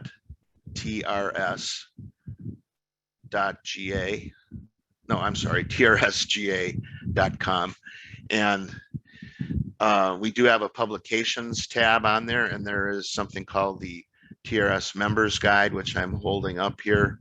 You can either download it and print it or view it online, but it's a good general reference book, and everything I'm talking about today is touched on in here, and it goes into more depth. So I do encourage you to take a gander at this one, but it's got, you know, our phone numbers and web address on the back cover. All right. So let's talk about creditable service, the membership, unused sick leave, and purchase service that goes into the formula to increase your benefit. Your day-to-day work is called membership service, and we award you credit in 1-month increments. And we use the old 9-month school year as 1 year of TRS service. And our clock doesn't start when the school year starts. It starts and ends with our fiscal year cycle, which goes July 1 through the end of June. And once you have your 9 months in that fiscal year, you have your 1 year with TRS. Now, I know you all work 10, 11, or 12 months. You don't get extra credit for working over the 9. But even if you were to miss time, for example, if you at least had the 9 months, you'd still get a year with TRS. So once you work a month, and in that month you worked half the month or more, then you get credit for that month. So every completed month, you're getting incrementally more service credit with us. And 1/9 of a year is 0.111 years. And 2/9 is 0.222 years of creditable service. And those partial years count. They're just thrown into the formula, same as, you know, your high salary. So don't think you have to complete 1 year in order to get anything for that year. Here's a slide on the accrual of sick leave. Most of you, in fact, I think all school systems now award 1 1/4 days per month per your contract type. So if you're a 10-month person, you can get up to 12.5 days a year. If you're 12-month, you can get up to 15. And if you never use your sick leave and you're a 12-month person, I've seen folks with nearly a year of extra service credit because they were 12-month instead of 10-month. So in a backdoor kind of way, you're getting extra service credit because you do have a longer contract type through unused sick leave. You do not see a sick leave credit on your very first TRS check. It's usually your second or third one, but we do give you a retroactive benefit payment. We don't process your sick leave until after you've retired. And the reason we do that is because you might get sick, you know, while we're calculating your benefit, and then we'd have to redo the whole thing.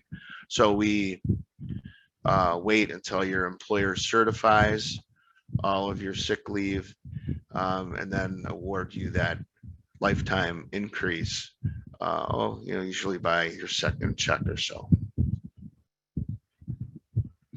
Here's a table of unused sick leave credit. Don't feel like you gotta write all that down. It's on page 26 in the members guide.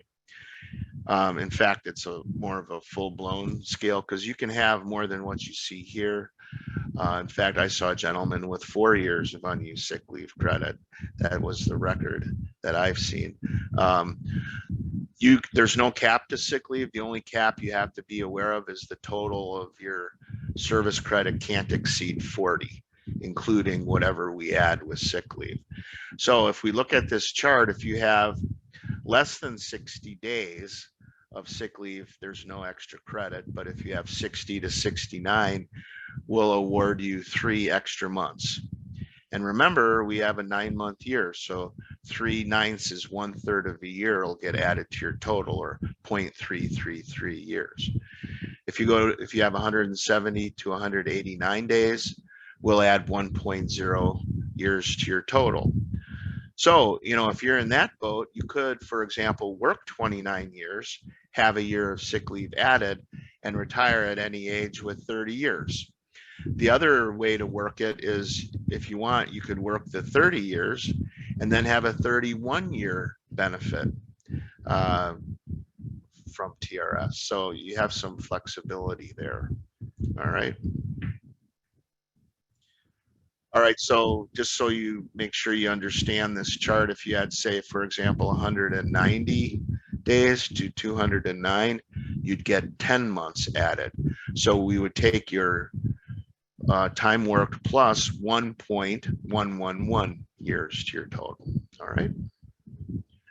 So the next topic is service purchases. As the name implies, this is service you can buy to add to your total TRS time and get a higher pension from us. These are all free to have them calculated. So don't be shy about, submitting the paperwork. You can make the decision to buy or not buy after you've got the cost information. And I'd also get the added benefit information, and then you can weigh the cost benefit analysis and see when you would break even. How long would it take you to get your purchase price back? And then for the rest of your life, you're getting more money from TRS. Many of you may already have a cost calculation. You can get them updated just by giving us a call. You're never under any obligation to buy it. So some common ones are TRS withdrawn service. And this one has a quick payback period. So if you have withdrawn service, seriously consider buying it back. This is where you worked for a while and you quit. And when you quit, you withdrew your money out of your bucket. If you want to buy it back, once you've been back 3 years, you leave and then you come back, which is quite common. Once you've been back 3 years, you give us back the money we gave you, plus interest while you had that money, and we'll give you back that service credit along with the attached unused sick leave that was with it. If you taught at an out-of-state school, public school or college, you can get up to 10 years of out-of-state time, provided that you're not going to be getting a pension from that out-of-state system. So if you are one of those folks who've bounced around, maybe you had a spouse in the military, for example, you have a year in Texas, a year in Alabama, wherever, you're not going to be getting any kind of pension for that time. So why not, under Georgia law, convert it to Georgia time and actually get a larger lifetime pension for those few years you worked in other states? There are others. There's, like, if you were a state employee in Georgia, you can buy ERS time. If you were in the military, active duty during a period of national emergency, which is essentially from the mid-70s up to now, you can buy up to 5 years of military time, as long as you're not going to be getting a pension from the military. There's something called airtime, where you can buy up to 3 years just because you want to, but it's very expensive. For every year of airtime you might want to buy, and this is a general ballpark costing, it's around 1 year of your TRS benefit. We don't calculate it that way, but it ends up being that. So not a lot of people do it, but it's there, and it might make sense for you. You can buy up to 3 years of airtime. If there's a private school, which also is very expensive, if you taught at a private school here in Georgia, And there are others. Again, I refer you back to the members guide. It lists all the service purchases available, talks about the paperwork that needs to be completed to get the ball rolling on these. Our last topic of the day, and then I can go to the chat box until Karen tells me we're out of time. Our last topic is beneficiary issues. There's primary and secondary. Primary would be the people you want to get the monthly benefit. Some people think secondaries get the monthly lifetime benefit after the primaries pass away. That's not the case. The reason we have secondaries is that you and the primary may pass away when there's still money left in your bucket of contributions. If that's the case, then the secondary beneficiary would get the lump sum distribution of what's left in your bucket. Now, remember, your bucket only lasts about 2 to 3 years, but if you were to pass in that time frame, then we could execute your wishes and get the money paid to the primary or secondary, just depending on the circumstances. So if you want multiple beneficiaries to get a monthly benefit, remember to list them both as primary beneficiaries, and then you pick someone else to be the secondary. If you die in active service, that means you pass away before you get a chance to start collecting a pension. If you're not vested, you have less than 10 years, all we can do is refund the money in your bucket in a lump sum, plus the, that's your contributions plus the interest we paid you.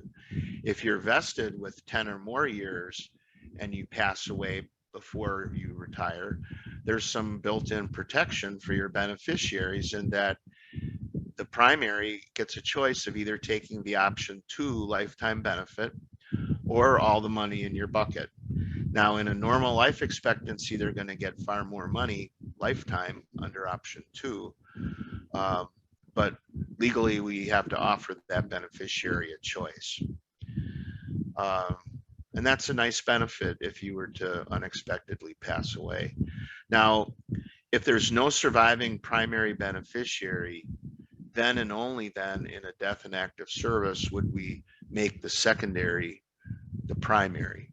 And when might this sort of thing happen? Well, it could be a car accident. Let's say, you're in your car with your spouse who's your beneficiary. You both pass away as a result of that same accident. Then we would go to your secondary, make them a primary, and allow them the same choice of either option 2 or the money in your bucket. So it's important to list primaries and secondaries. There's no open enrollment for TRS.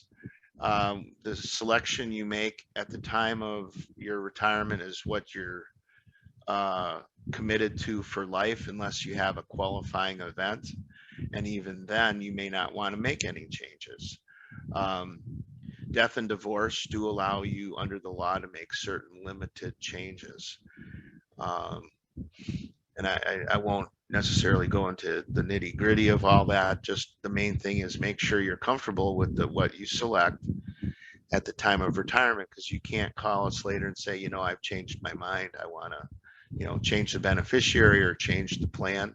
No, it's a contractual binding contract that you entered into. So be comfortable when you submit that choice. We are going to pay the beneficiaries you've listed on our forms or that you put online. Things like wills, divorce decrees, remarriages have no binding on who we pay. We are not subject to a probate process. It's a contractual arrangement we have with you. And it's an important distinction. Every year we have people who get divorced, they remarry, and they forget to change the beneficiary to the new spouse. And then the member passes away, and we then have to pay a lifetime monthly benefit to the divorced spouse. And that's not a comfortable situation or a happy one for anyone, except perhaps the divorced spouse who unexpectedly is getting this lifetime pension. So make sure you keep your records up to date. If you want to designate a minor child, that's fine.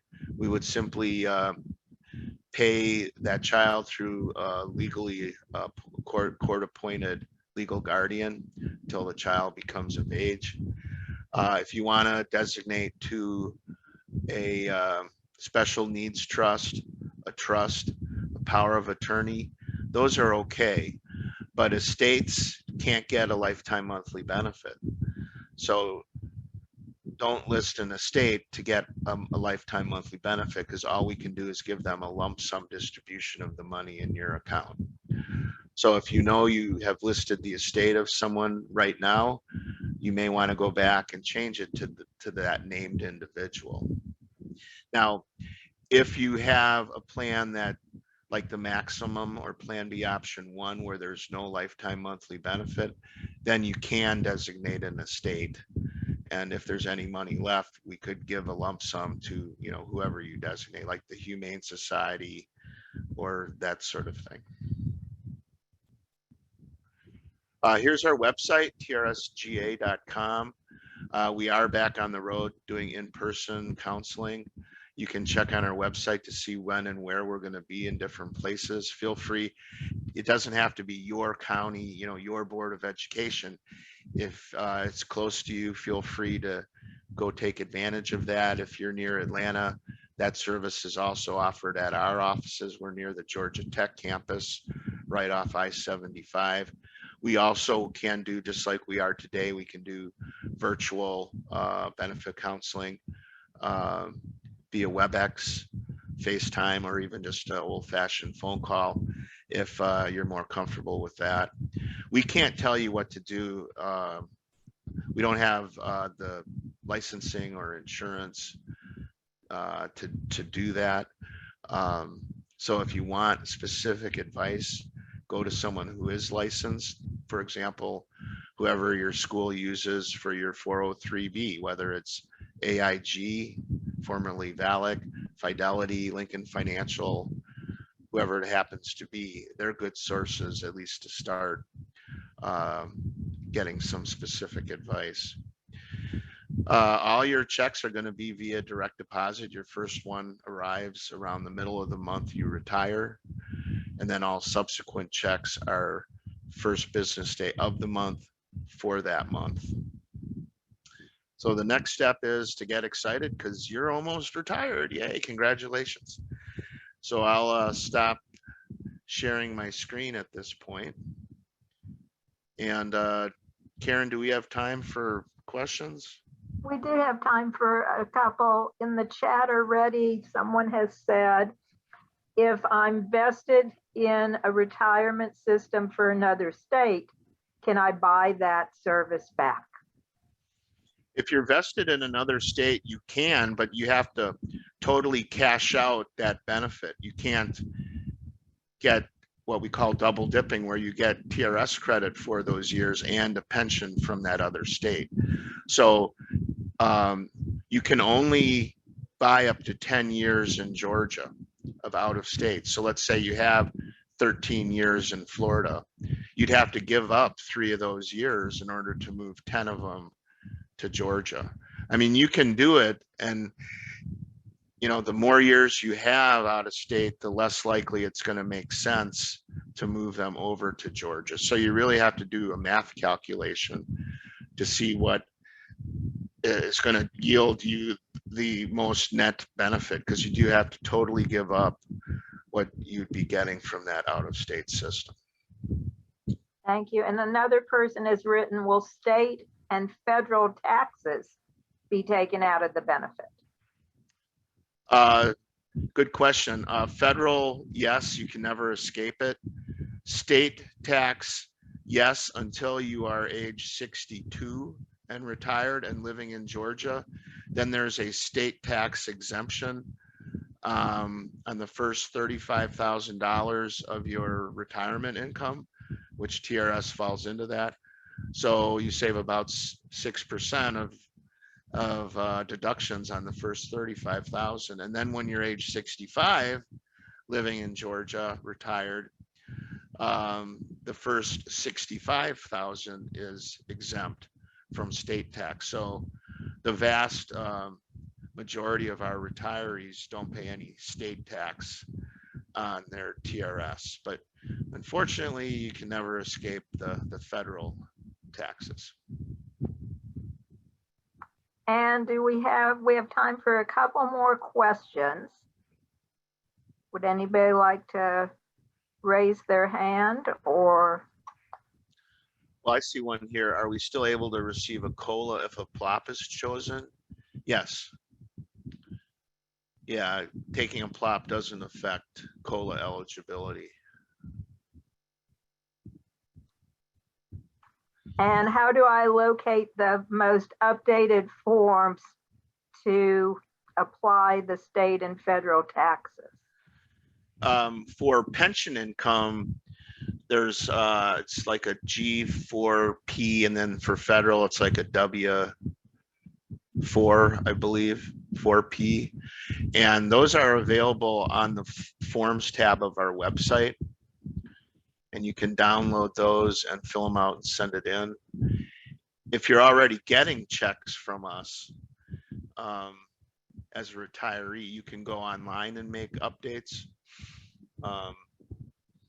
But yeah, you can just download the forms off the website, mail them to us, and we'll take the appropriate deductions.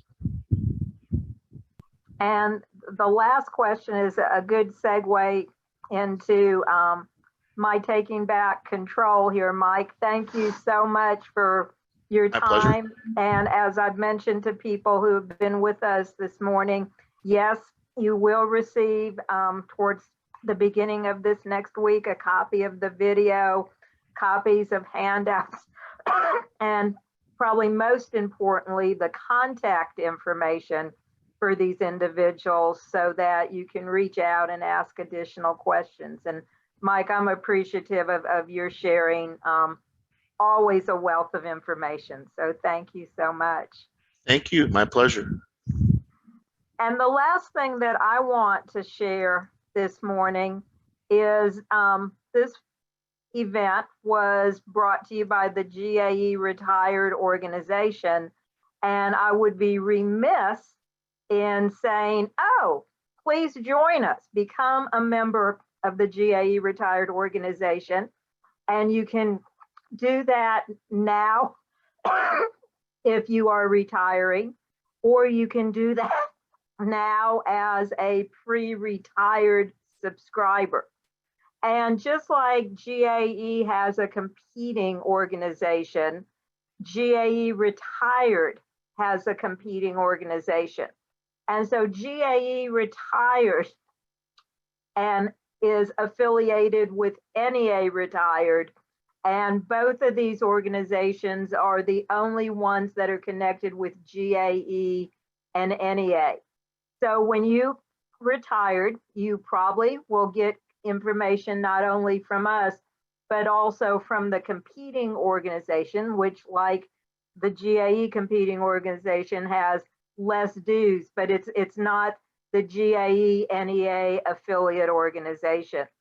And the good part about joining GAE Retired now as a pre-retired subscriber is you can take the lifetime membership fee, which is $450, and pay it over the next 10 months.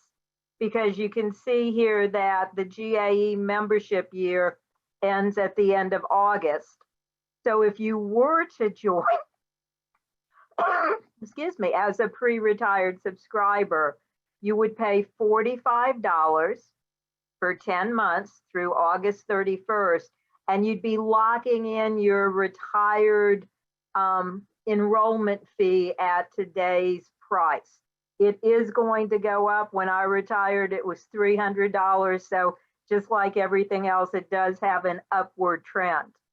If you choose, and yes, I'll be sending you information in an enrollment form if you want to go ahead and do this, to pay on a monthly basis, you can do the monthly payments through your checking account or through your credit card.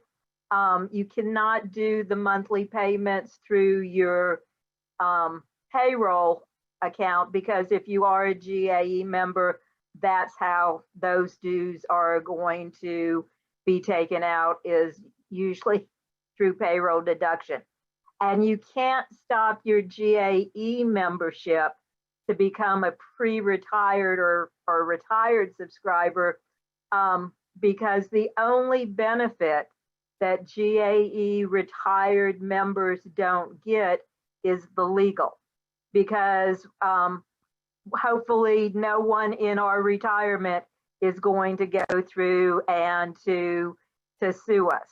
So again, we are going to end, if it's okay, unless there are questions or comments, a few minutes early this morning. Look for an email from me with links to all of what you received today. And just thank you for what you do each and every day for public education in the state of Georgia. And I hope that you'll attend, if you want to, the next pre-retirement seminar. That'll be in the spring on March 19th. Feel free to attend all of them and hear this information over and over and over again. And I wish you well with this weekend and your journey towards retirement. Thank you so much for your time.